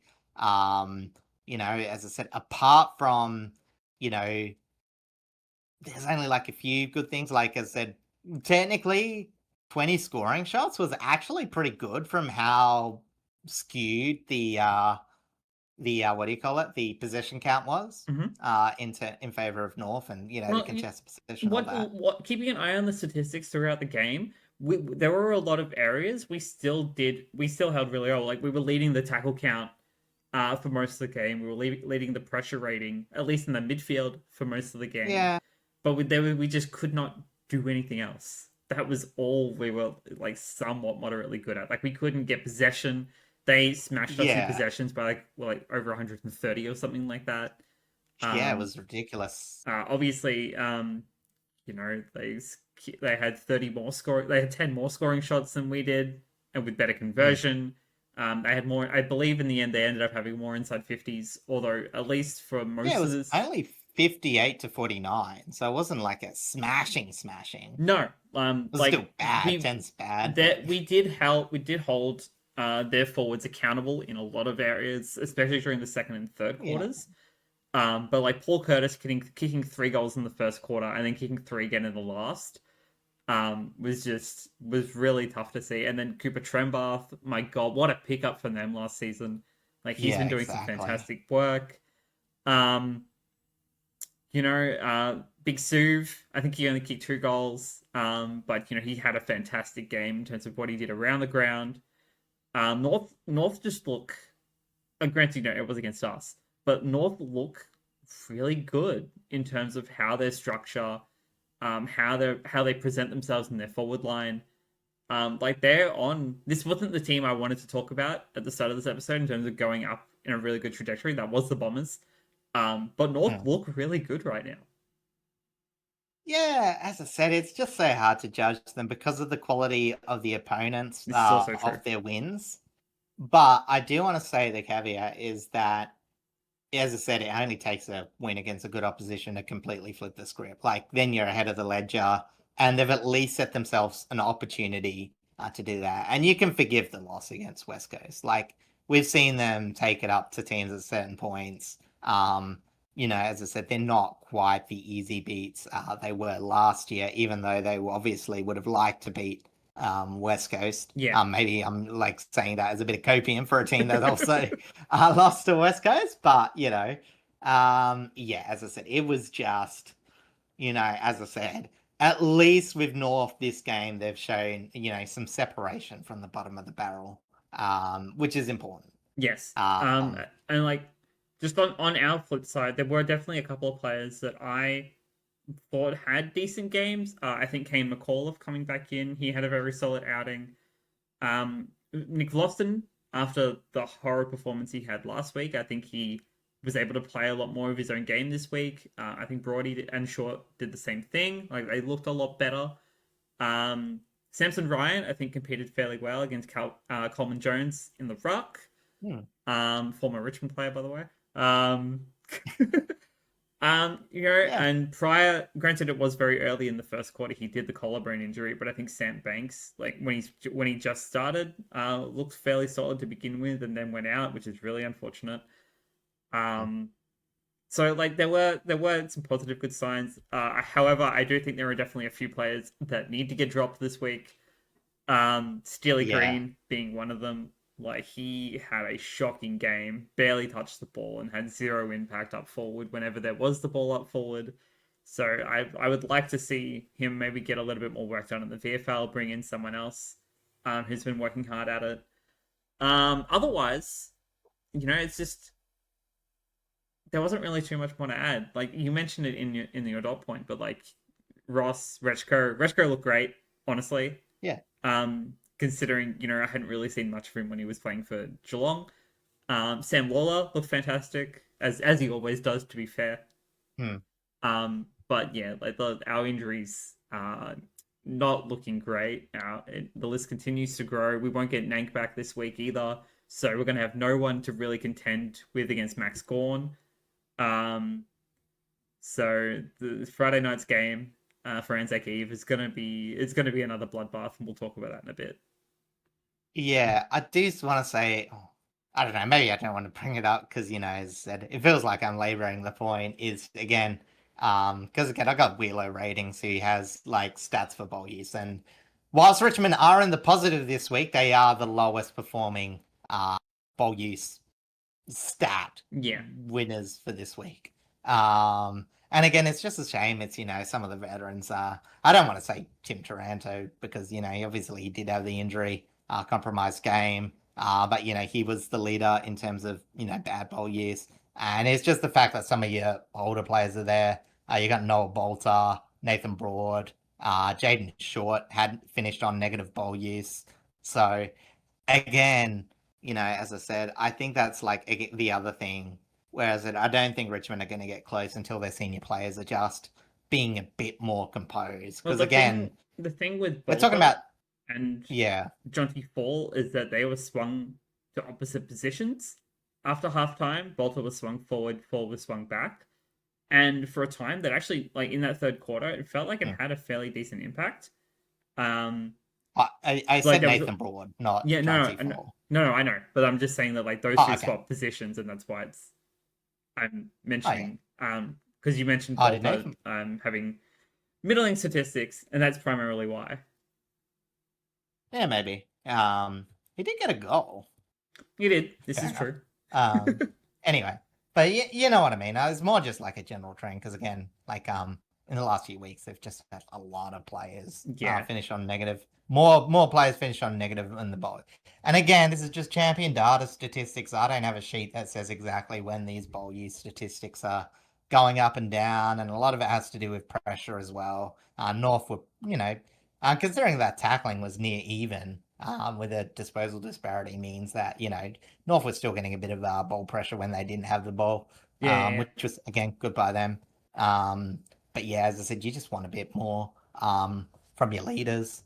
And part of it gets from getting a bit of support from your back line to your forward line. Because again, their defense does well, but they're always so pressured.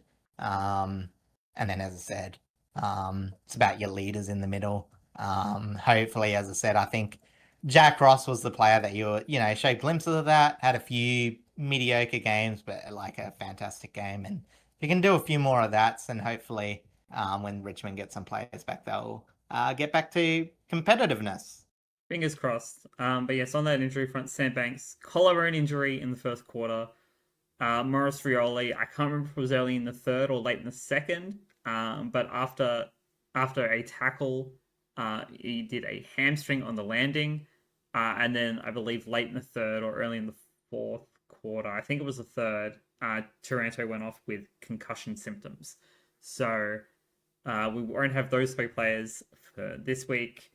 Our list is already very, very frigid in terms of who we can play. So I am expecting a massive thumping by Melbourne. And speaking of, that is exactly where we're going next. Across town to the MCG, where the Demons hosted the reigning premiers. And with a 2-point margin, the Demons surprised everyone once again with a victory. 16-8, 104 to 15-12, 102.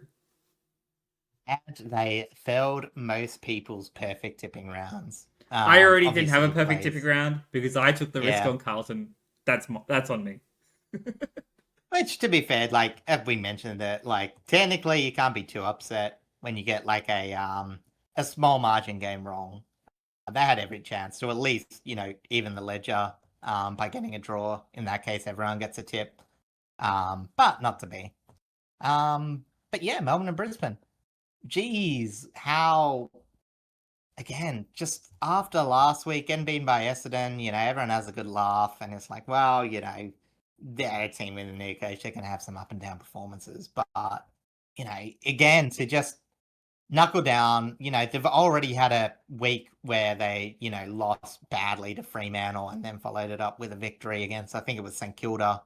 And then, to do it again after an embarrassing loss, take out the reigning premiers who, we're starting to get back into some pretty good form. I know they're back in the middle of the pack of the ladder, but you would expect them to rise up not too long after this. But it's not like they were playing badly. There's a fair few things going. Harris Andrews, again, despite me giving Wilkie the props for the All-Australian race, Harris Andrews isn't exactly behind in quality, more games. Lockie Neal has a really good game. And, they just have some solid people in the middle, firing and all that. And Melbourne was just able to deal with it for most of the game. That's an impressive rebound off half-back. Thorstrup, Langdon, Langford, Disco Turner got involved in a lot of intercepts, were able to link up, start some rebound. And it was just, really, really solid. Sorry, I haven't actually read my notes yet. Anyway, so it was a very high-scoring, low-pressure game. There's lots of long and direct movements, which let the big men on both teams have very solid outings. Even though, as I said, Andrews and Thorstrups mopped up the looser injuries. Cully, Langford, and Langdon as well controlled the outside. And yeah, as I said, it just seemed that Melbourne were a tiny bit more balanced. Again, maybe, the Lions are a bit more lethal from some of their stoppages. Didn't quite convert that, obviously losing a bit, 15-12, still an okay score, but, maybe they, would have liked a few more of those to go through, get the win. But, yeah, as I said, it was just, again, little bits. But yeah, also good by Melbourne. They forced Brisbane very wider. And, I think that did cause some of their possession to be a bit less threatening. Because, again, their inside midfield was fairly humming, but their outside midfield was just, all things considered, okay. And yeah, as I said, Melbourne, they're not the cleanest team. But they found a way to be a really fun football team after years of just ordinary entries into their forward half without capitalisation. What do you think? I mean, there is obviously quite a few, avenues as to why this change has come. New coach, players moved on, slightly different structure. But it's crazy at how those minor tweaks, and Melbourne just look like a completely different side compared to how they looked at least within the past 2 years, and it gives. For a team that has been very middling since the 2021 grand final, it gives a lot of hope to the fan because they are on, again, like I was talking about with the Bombers, and I guess with North Melbourne, they're on a really good trajectory right now. And whilst, it might not technically be, top 6 worthy or anything like that, they might end up still sitting in the middle of the pack for a lot of the season. But they are in a position where they're able to surprise a lot of teams and it feels really weird that they're able to do that because you look at what they have on paper and you feel like for a lot of the good teams it'd be really easy to kind of get around them, but you can't. Yeah, exactly. And as I said, I think we take a bit of credit away from what Melbourne were at least trying to do in those 2 years, and that was get some of the younger players involved because we've said they're like a mixed bag team, but they're the second oldest team, and some of these players are your Daniel Turners, your Jacob Van Royens, Kate Chandler, Harvey Langford. Obviously, Langford's just ahead of schedule, being his second year. Yes. But those were players that they did put time and efforts into. Blake Howes is another one. Van Rooyen is another. Yeah, I think I said that, but I can't remember. Anyway.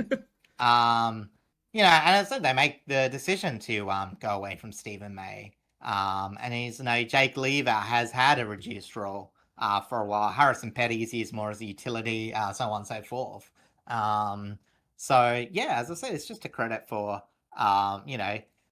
them having a bit more long-term plan. I guess as I said, not to say that they won't stuff up somewhere and bottom out another year, but I think it would take a bit. It And will likely be in the next 2 years as to when they actually like properly start their rebuild.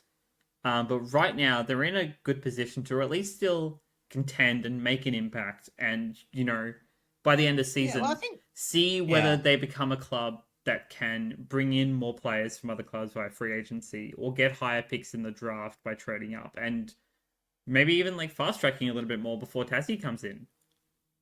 Yeah, well, that's exactly it. And it's like Melbourne can position to themselves where they even skip the rebuild, Yeah, which is like every team's dream. because To have like a soft rebuild. the key points are going to be when Gorn retires, when Viney retires, when who's the one up forward? I don't Um, leave. I guess Myercheck and Fritsch. Probably more so Fritch, but that's not the one I was looking at. The other one, the I like him, and I'm blanking on his Melksham? name. Melksham, thank you. Granted, he's not having as much of an impact this year because Yeah. Myercheck has been standing up since being brought in, which is good. And then obviously when Lever retires as well, like they're kind of your key position pillars. Granted, Viney hasn't played as many games this year, so like that's neither Yeah. here nor there. But the impact that he has at that club is one of those like second to none kind of things because he's such an important veteran. But That's what I was saying. It's once like you they're already sort of moving on from those players anyway. So I think the impact will be less, but it is a lot different, like literally not having them there. yeah. Versus like having them in the back pocket. So if like a player goes down or, you get a bit of loss of form, you can just put them back into the squad. Yeah, exactly right. And I think obviously like Max Gordon will be the biggest impact, considering he is basically their only rock, and is also their Yeah. captain. So that'll be like a really difficult thing to replace. But on the Brisbane side of things, I think their three milestone men had fantastic games. Lockie Neal on his 300th, Josh Dunkley on his 200th, and Logan Morris on his 50th. So Yeah. very good to see from them. Again, as we touched on, Harris Andrews, still one of the best key defenders in the comp, always does some fantastic work there. Um, but yeah, like the fact that they were kind of forced to take such difficult angles when they were going for shots on goal, is an attribute to what Melbourne are doing defensively, and you know, whilst you expect at least Brisbane to start punching back up the ladder as the season goes on, I think definitely Melbourne can surprise quite a few more teams as the season progresses. Yeah, honestly, as I said, two mediocre games from a team that we expected to be middling, and then everything else is all had positive attributes to them. As I said, it's yeah, it's a credit, and hopefully, as I said, this Mel might be the surprise packet for the year because it's hard because on the same amount of points and much lower percentage than North, but I think they've done a lot more to prove general. I mean, look, they've just had wins against good teams, Yeah, and North just haven't. yeah, that's exactly right. On the injury side of things, I assume we don't really have too much more to talk about on this one. But Harrison Petty Oh no, was sent off with concussion symptoms. There is a fair chance he won't play this week. Jared mm. Berry went off with a calf injury, and Noah Answorth with a late concussion in the fourth quarter, so he also will not play this week either. Um, but yeah, like what a really fun game. Yeah, exactly. It was a bit of a shame because I saw some of the last quarter, but obviously, watching with Granddad, we turned it onto the Western Derby, something a bit more familiar for him.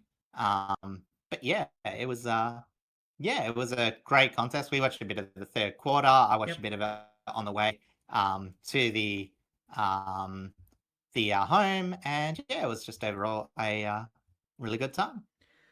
Speaking of the Western Derby, that is where we're heading next. The West Coast Eagles were hosting this time around. Granted, it's a fun affair when the Western Derby happens because you never know what's going to happen. We theorized that maybe the Eagles get up, Maybe Freo put on a little bit more of a dominant performance.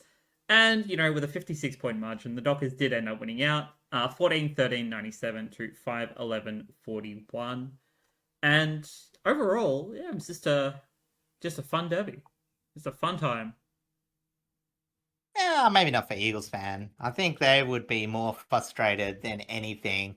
But if you're Freo, this is probably the performance you sort of want to see. It's not like the Eagles were not trying, but it was like a arm wrestle that was just slowly and more apparently becoming dominated by Freo. They just turned Eagles' poor attack, and it was very poor, especially early, into counterattack that let Amos absolutely dominate the undersized Eagles, I should say. 49 was the Dockers score from turnover, and the most impressive thing was that most of these were from the back half. Clark had shared a game high 11 score involvements and is breaking speed early, broke the game, which was enough to secure him their Glendinning Allen medal. Props to him. I think it's the first time in a while that Jai Sarong hasn't. Or was it Hayden Young that's been winning them? I can't remember. It was either Sarong or it's maybe Young. I'm trying to remember who else. Pretty sure there's like a third midfielder who had been in like big contention. But yeah, it's good to see Jordan Clark get recognised because I think he's been doing some fantastic work. Yeah, it's been a bit quiet this year, but he absolutely monstered that game. Freo also forced Waterman, who was in some pretty good form, into tough shots. And to the Eagles' credit, I don't think too many of their misses were absolute howlers. I just think that a few more needed to obviously be converted, apply some pressure, and actually, give their solidly competing midfield a few more chances. With the game the way it was, a lot of the performers in this game were back half players, even for the Eagles, because they did get a bit of territory. The territory was still in Freo's half, despite the Eagles going forward enough. Lindsay and McCarthy, I think, were like two of the best performers for the Eagles, as well as Ruben Gibney, who did a really solid job on Josh Tracy. Josh Tracy, to his credit, pushed up and was absolutely strong up the ground. But it is something that if you do that most of the time, you're doing pretty well. It's just, unfortunate that, Patrick Voss and Amos happen to have really good games at the same time, which doesn't always happen. Normally it's Tracy and someone else. So, yeah. Yeah, like the fact that the fact that Amos was actually able to stand up and kind of be the leading man in this one is like a testament to the fact that like we know he is such a good talent, but just hasn't found that right bit of form. And now over the past couple of weeks, I think he finally has. And whilst it's not necessarily to like the detriment of Voss or to Tracy, it's just more the fact that they are opening up more opportunities for Amos to present and to create more impact for him, as well as for the smaller forwards as well. And the fact that like the midfielders are also doing some fantastic link-up work in and being able to get these clean inside 50s. It's all really starting to come together. And the fact that Mason Cox also had a fantastic game in a derby of all things also goes to show that the Fremantle system is in a really, really good position. Yeah, because I've got to give a bit of credit to him. Like, he dropped some sitters early. Like, it looked like he was just going to have a bit of a nightmare game. But, once he got over that, still should take more than 2 marks, obviously. But really solid in the ruck. Limited possessions. But, as I said, I don't think that's who they're bringing in Mason Cox for. But he definitely did his job supporting Luke Jackson and putting a bit of pressure on BJ Williams, who, let's face it, sort of struggled a lot to make much of an impact. 13 hitouts, medium possessions. Yeah. Luke Jackson, again, winding up being one of the best players on the ground. I don't think he got any Glendinning votes, but, as I said, he was really solid. But yeah, as I said, I think there were just like a few others. But I do want to take it to a tiny bit of time to talk about Freo's defense because, geez, they are shaping up to be one of the best defenses in the league. And I do want to say, I think Heath Chapman, there won't be much conversation about him during the year, but he has become one of the best balanced defenders in the league so far this season. As I said, and it just gives them a bit of better ground use. Coming out of defense, we know they just dominate in the air. But Chapman is also very good bringing the ball to ground. Covering the small defenders, still being able to take tall defenders in tall forwards in a tall lineup. And yeah, as I said, it's just they make life hard for you. And it does start with that back six. And, as I said, despite the fact that they don't always link it up forward, more so in the movement, once they get it in there, they're normally pretty good. They will just drown you in defense. And eventually they'll find a way to get the big guns up there, getting an impact in the game. We saw it last year. I think this is an even better version of that attack. And it may be the step that, takes them into top 4 contention. Because they definitely look to, deserve to be in that conversation at the very least. I think this early on they definitely do. It'll be dependent primarily now on how they match up against those other better teams in the comp. If they come up against Sydney, against Brisbane, I guess they've already faced Geelong and that was pretty close. We've already seen them contend fairly well with the higher up teams, but are they able to do it consistently against all of them? Will be kind of the big factor as to whether they are deserving of like a top 4 spot or just a top 8 spot. Yeah, because it really depends because I still like highly rate Adelaide. They got the win over them. Collingwood had a lot going for them, even though Collingwood's probably a mixed bag team at the moment. And obviously they dealt with Melbourne very professionally. And it's not like Melbourne weren't trying that match. They did turn the ball over, which benefited Freo. But you know what I say, there's still a lot to like about. I don't really think they've had a match where I'll be like, yeah, overall they just got this wrong. And this time last year there was a couple. Obviously that Saints game, botching it against Sydney. So yeah, much better start to the season. We hope that it's actual progression. But there will be more challenges down the road for Fremantle. So hopefully they can keep it up. Yeah, absolutely. And for West Coast, as I said, inefficiencies, as I said, you just sort of expect that. I do think, in general, their ball movement was okay. I don't actually think much of the methodology of what they did was wrong. It was just this week they just butchered the ball. Young teams will do that. Yep. It is what it is. I actually sort of want to give a bit of props to Harley Reid. I do think that despite him often getting a bit pushed out of contest in these tough games, I do think he's shown a bit more mettle. And even though it wasn't a blistering performance, this is where we want his floor to be. And it wasn't even really a bad game, all things considered. There weren't actually that many stoppages. So no, that's very fair. Speaking of Harley Reid, he was cited by the MRO this week. Alongside Jordan Clark, they were both fined $1,000 for engaging in a melee/wrestle. I assume this is it's mostly just them, and I assume that's why it's only those two being fined for this. But yeah, no, Freo looked fantastic. The Eagles, we've seen positive signs from them. They're still on an upwards trajectory. It's just very slow. Yeah. But I want to quickly circle back to the Melbourne-Brisbane game because I have the MRO fines for that game as well. Jasper Fletcher was fined $1,000 for contact with an umpire. And that pretty much brings us to the end of the round. There is one more thing that I can touch on, and that is the Rising Star. It is from a game earlier in the week. Do you want to take a guess as to which game? There was some really good ones. I think. Don't know, actually. I'm blanking. Alright, I will tell you. It is from the Sydney Derby, and it's Phoenix Gothard with the Rising Star nomination. No, that makes sense. I thought he had one. But yeah, he might have gotten one last year, maybe? Oh, yeah, true, actually. Yeah, he like 20 touches, It would be 7 2 years tackles, ago. 2 Yeah. goals.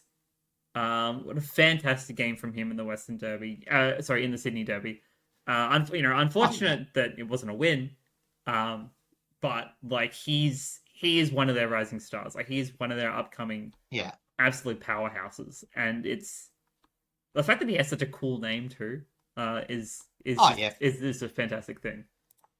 Yeah, but essentially Phoenix Gothard played a game where a lot more veterans of GWS needed to be playing in that forward line. So, um, yeah, as I said, yeah, shout outs to him. And obviously coming back from that injury last year, it's always hard when you get early injuries in your career, and it's good to see him quickly getting back on pace. And not just that, becoming legitimately just potent on his own. So, Yeah, well yeah, deserving of his nomination. absolutely. I'm not going to touch on the ladder this week because not too much has changed. So we're going to jump straight over to our fixture for round 7, aka Anzac round. And we are starting off Thursday night at Marvel Stadium, where the Western Bulldogs will host the Sydney Swans. Um, Considering where the Dogs are currently at, I expect this to also be a bloodbath.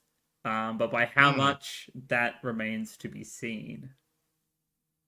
Brody Grundy versus who, Blazy? Brody Grundy versus who? No English, no Lob, no Darcy. You're not going to throw Aaron And Norton in look, the ruck. So yeah. And look, I'm not going to who lock comes in? Louis Emmett, but he definitely is a player that they've been managing. Coming into the ruck, obviously, undersized and a bit raw, Yes. and I can't imagine him like taking a 70% time on ground against Brody Grundy. So I don't know what you do. You might not even run a ruck. Just just let him jump, stay on the ground and tackle him afterwards. Yeah, at That's that point, my at opinion. that point, you may as well just let Grundy kind of rock on his own, and then just try and rope off of him, because there's Yeah, not much you can really do. not much you can really do. Look, as I said, I don't. I think that's a bit like crackpot theory, but I'd like to see a team try it just so we can see if it works or not. Probably not, but um, like you well, never know. we've already established that Sydney's a safe bet there, so let's jump over to the Friday night clash, Anzac Eve, the traditional clash between Richmond and Melbourne. This is going to be another bloodbath. So Melbourne will be the Mm, safe bet for this one, but I'd like to see some sort of fight. I don't expect to I see a mean, Melbourne fight lost to just 17. because of our personnel and everything, Yeah, but I'd like to see that at the very least.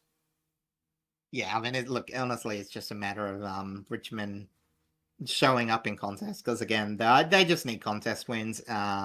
And as I said, a bit better ball use. Hmm. And if you can get a few more wins than that, then when your players come back, you might have something to build around. But it's just not been this year.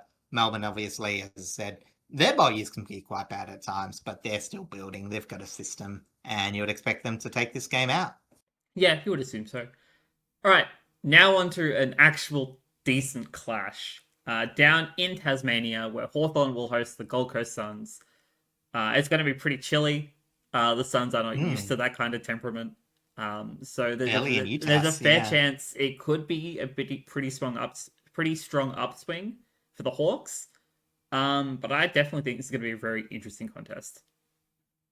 Yeah, I mean, look, as I said, I would not tip if any team's like in and around Hawthorn and they're playing at UTAS, you would probably give Hawthorn the advantage just because, again, it's a hard stadium to play. Normally there's a lot of wind and, it just makes playing a bit uncomfortable. Suns do have a lot of good. So if they can force that windy style possession to ground, I think that's their best chance against the Hawks. Again, even against Port Adelaide, they weren't that dominant on the ground, considering how normally bad Port are at ground level wins. So, there's a chance for that. Yeah, I said it's going to be hard because, it's going to be hard to judge what's close as well. Because again, sometimes the wind does strange things. Like you'll get one strong breeze and then it will die by the time the next team tries to use it. So, yeah, it's pretty unpredictable. But yeah, I think Hawthorn, pretty safe bet. They've got the tolls.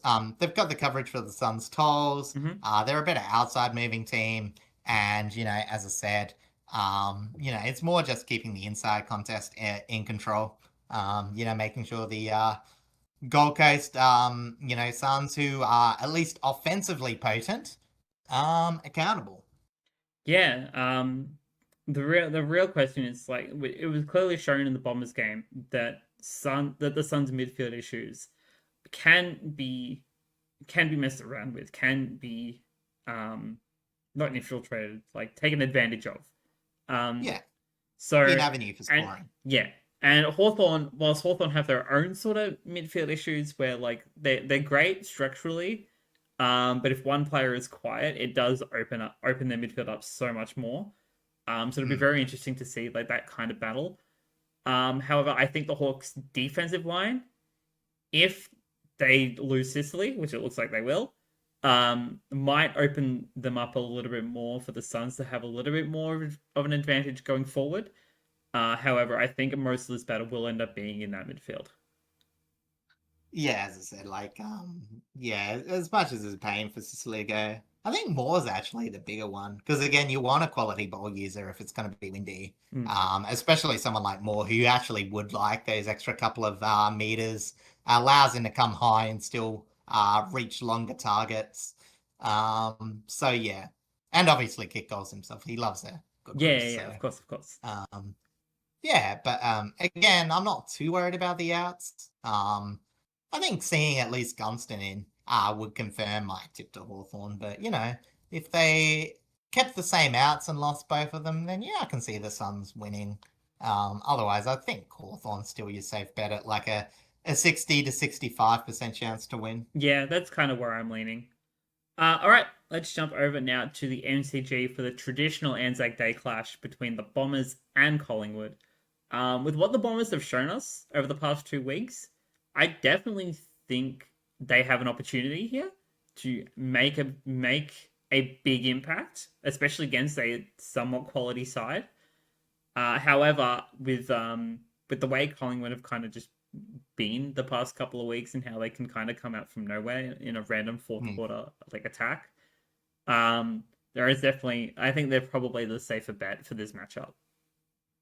Yeah, well, I guess the thing it comes down to is like we can expect Essendon to be brave, take on the contest and all that, but they will make mistakes, and Collingwood do punish mistakes. That's how they get most of their score, especially, and it doesn't matter where, even from their back half. So I think the thing for Essendon will be making sure most of their ball movements at least make the forward 50, and then they can try and work from there. They can try and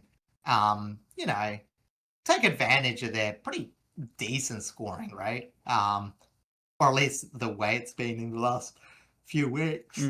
And yeah, as I said, really take it to the Collingwood midfield, which are probably a bit vulnerable at the moment.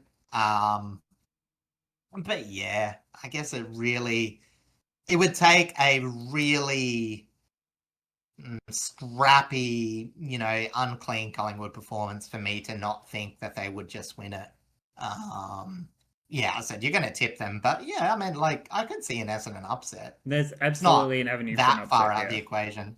No, yeah. Especially after how we've seen in the past 2 weeks, like getting a winning gather round, being very close to a win against the Suns. Like there is very much opportunities here for them to make that impact. But probably not so much for our next game over at Adelaide Oval, where Port Adelaide hosts Geelong. Yeah, well, the last few times that this matchup's been played, 3, Port have been absolutely smashed. It's been 84 in that qualifying final, 76 and 88. Qualifying? I think it was actually the what's the first one? Actually, no, it is qualifying. That is if they're top 4, it's qualifying. Yeah. So, yeah, be better than those two, or 3. That's what I would like to see. And as I said, Geelong are a team that'll let you run with you. So I do think that we want to see Port transition the ball as bravely as they did. Maybe they don't get as much conversion or, as the nice kicking moments. And maybe Geelong are going to be too good for the defence. Brian Myers, I don't think we've talked about, is unfortunately ruled out with an ACL that happened Well, it was one of those weird things where they, had some suspect, they looked at it, thought it was just, a lesser issue, and then it turned out to be a full-on knee, which is going to be a tough loss for them, but, they just have so much firepower. Port's defense is rebuilding, like, a Geelong defense, a Hawthorn Oh attack yeah, you're with a right. couple of their I didn't players I didn't missing. know it was an ACL. Yeah, it's what Echo posted on the Discord. You might have Yeah, missed it. I might have missed it. Um, That's so rough. Yeah. But, so they have plenty of firepower. And, Port struggled at time with, as I said, a Choless, Mm. Gunstonless, Hawthorn forward line. Not to say that they're not to be respected, but obviously, it's a bit different to Jeremy Cameron, Jack Martin, um, Brad Close when he's on form, et Dempsey, cetera, et cetera. Henry, Dempsey, yeah. Yeah. So Danger if he wants to push forward. yeah, exactly. So yeah, Geelong, Geelong. tip 'em. It's safe. Um, It's probably good. Speaking of another safe tip, we're jumping over to Optus now, where Fremantle will host Carlton. And Um, yeah, I was gonna say Carlton is still technically Freo's bogey side. They were them last year. Um, Carlton were in a very miserable time and place. So I don't want to say it's like there is an avenue here, unthinkable. but Freo's system surely Yeah. has got to be so much better. Well, again, Carlton being the contested team, like I don't think it suits playing against Freo. You know, as much as that's a bit of advantage, it's you get contested when you kick into a defensive line that's just really set up. If you don't get your shots from turnovers, which Freo might do when they're trying to find avenues of attack, Mm-hmm. you're going to get absolutely murdered because once Freo find their way forward, they are very good at scoring, even if transition is a bit touch and go at times. So Carlton got to limit the outside avenue. Got to make sure any turnovers result to goal, and a few more things for them to be in it. But otherwise, it's like Fremantle by like 80%. Yeah, It's going to be hard for Carlton to cover the tall backs, tall forwards as well, with their lack of size down back. Even if yeah, Harry Dean seemed to have come back fairly well last week. yeah. No, it hasn't been too bad. All right, jumping over to our Sunday games now, where St Kilda will host the West Coast Eagles at Marvel. Well, it's a bit of a light storyline, I guess. Maybe St Kilda want to be a bit of revenge from last year, being the only team to lose to West Coast. Obviously they'll want it, and Eagles, it's their best opponent. Their most even matchup in terms of opponent since obviously their last win against Port Adelaide, I guess. So yeah, they'll want to bring it to the contest. So they'll probably want to expose their Saints backline. As much as Wilkie is really good, I think Waterman's clever enough to stretch him out, Mm-hmm. or they've got to make a decision to like put weight, the Wilkie on like a Shanahan or a Archer Reed, maybe a Duff Titler, and as I said, just play him as essentially a +1 against one of the raw Eagles talent, if they want to get his full output. So I think that'll be like not difficult to manage, but some thought has to go there. The centre bounce will be interesting. Eagles are definitely a team that could jump on the hop, but yeah, as I said, Saints probably just have good enough movement. Eagles don't offer too much resistance, and they're fast and direct. You would imagine they would win, but I don't know. I got a feeling that this will be a close This game. this could be a Like, bogey game. yeah, Yeah, I'm thinking the same thing. yeah. I don't know if I have the bravery to tip the Eagles. I think the Saints should get it done, but if this is Optus, maybe. Yeah, if this was played out in the West, it definitely would. I feel like it would definitely be a very different scenario. Whereas I think here, St Kilda should have that comfort win. but knowing St Yeah. Kilda, there is no guarantees. Yeah, exactly. Yeah, shall we move on to the probably blockbuster game? Well, it's I definitely a think. blockbuster Sunday game. The Brisbane Yeah. Lions hosting the Adelaide Crows up at the Gabba. Um, yeah, this should be a really, really fun contest, I think. Yeah, and it's also good because both teams sort of need the win to more reflect their ladder position, I think.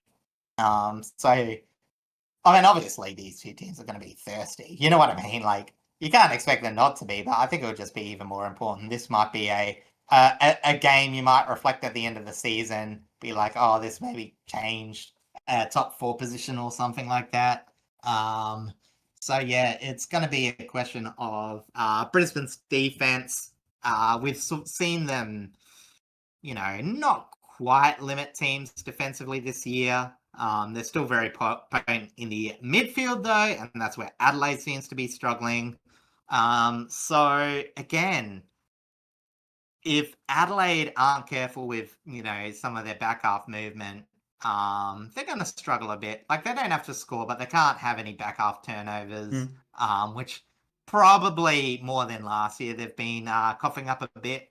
Last year they were very good intercept differential. This year they've given opponents a bit more looks, from back half intercepts, all that sort of thing. Mm-hmm. And Brisbane, on their side, it's about finding some good outside options because again, a few of their outside players have been taken away from them, a bit banged up.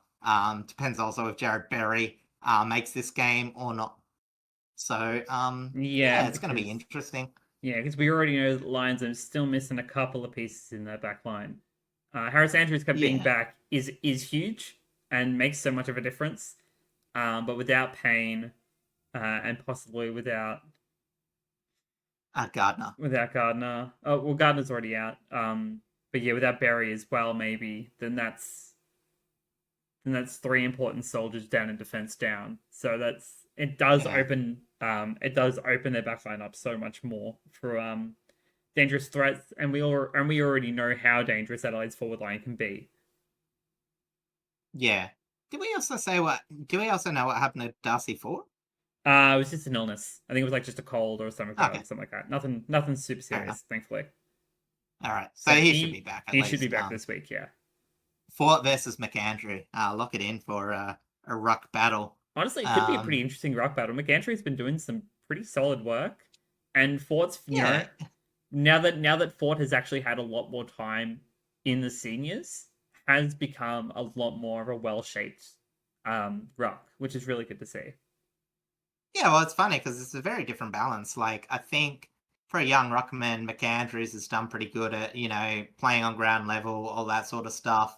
Obviously, we've got your more nuts and bolts ruckman with Darcy Ford, and then Sam Draper is the X factor, can push forward, might sneak a goal here and there. So yeah, I think there might be a bit of influence through the ruck battle, especially when Brisbane are feasting. As I said, it's also just Adelaide.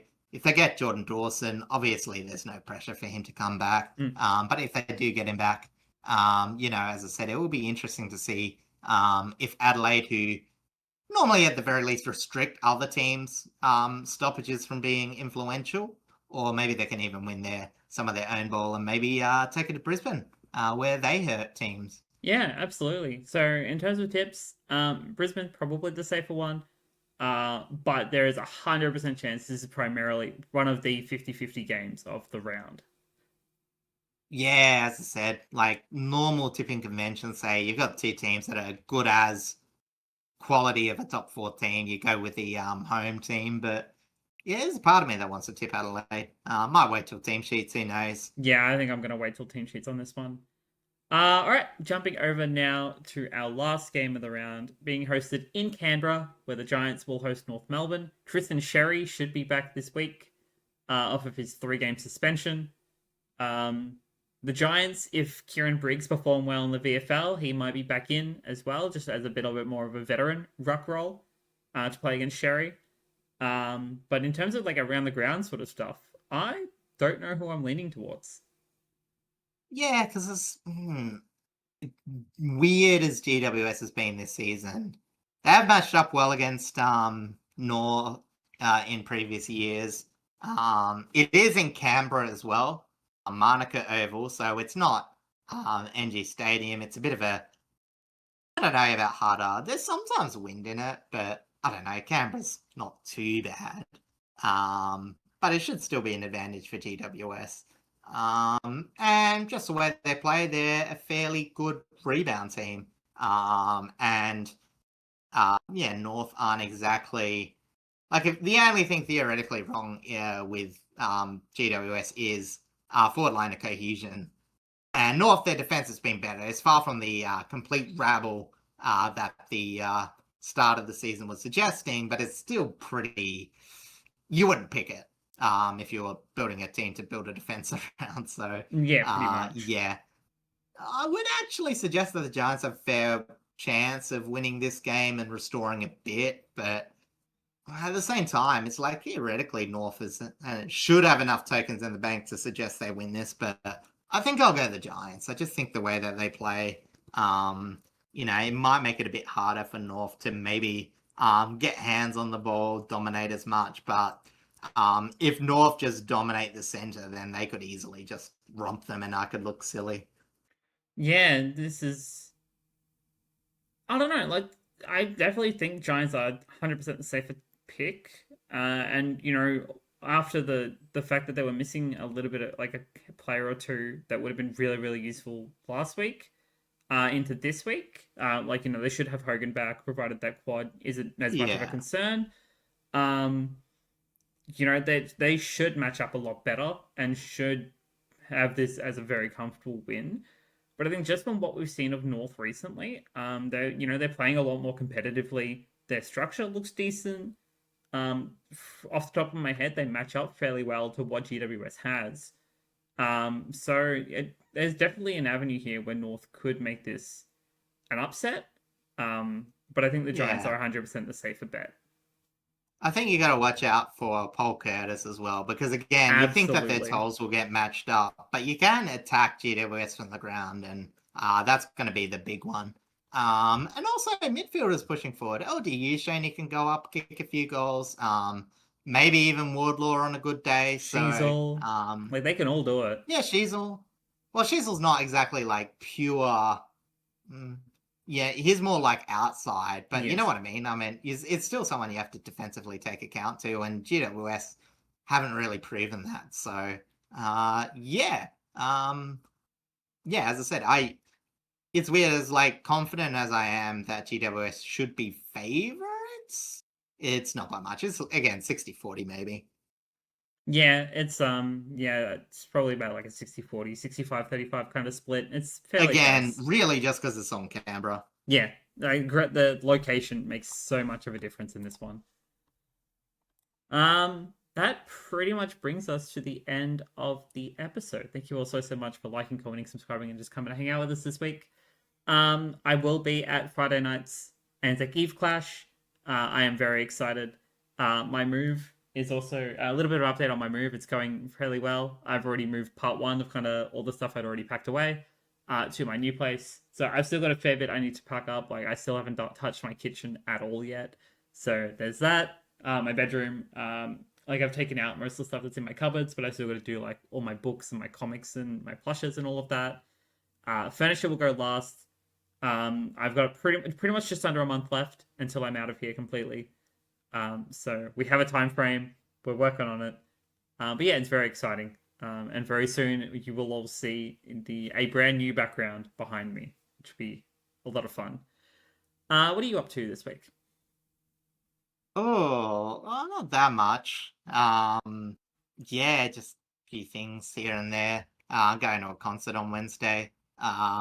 Hip hop group called Joey Bray and Valence, and although I enjoyed the last concert I went to, it is upbeat music, and I am getting older, so I've got to decide how far I want to venture into the whims of the pit, as it's so known as. But I should have a good time, and and then obviously can enjoy the football on the weekend. Very exciting stuff. Yeah, I've got some pretty exciting plans going on tomorrow. Tomorrow being Tuesday, or today, if you're when you're watching this episode. I will tell you about these off camera. Not something I'm going to say on the podcast just yet. Just yet. If things go well, due time. But yes, thank you also so much for coming and hang out with us. We're very excited to see some of the bloodbaths of this week. Because unfortunately, that's unfortunately how some of these games are going to go. It'll be a mixed bag. It'll be a mixed bag.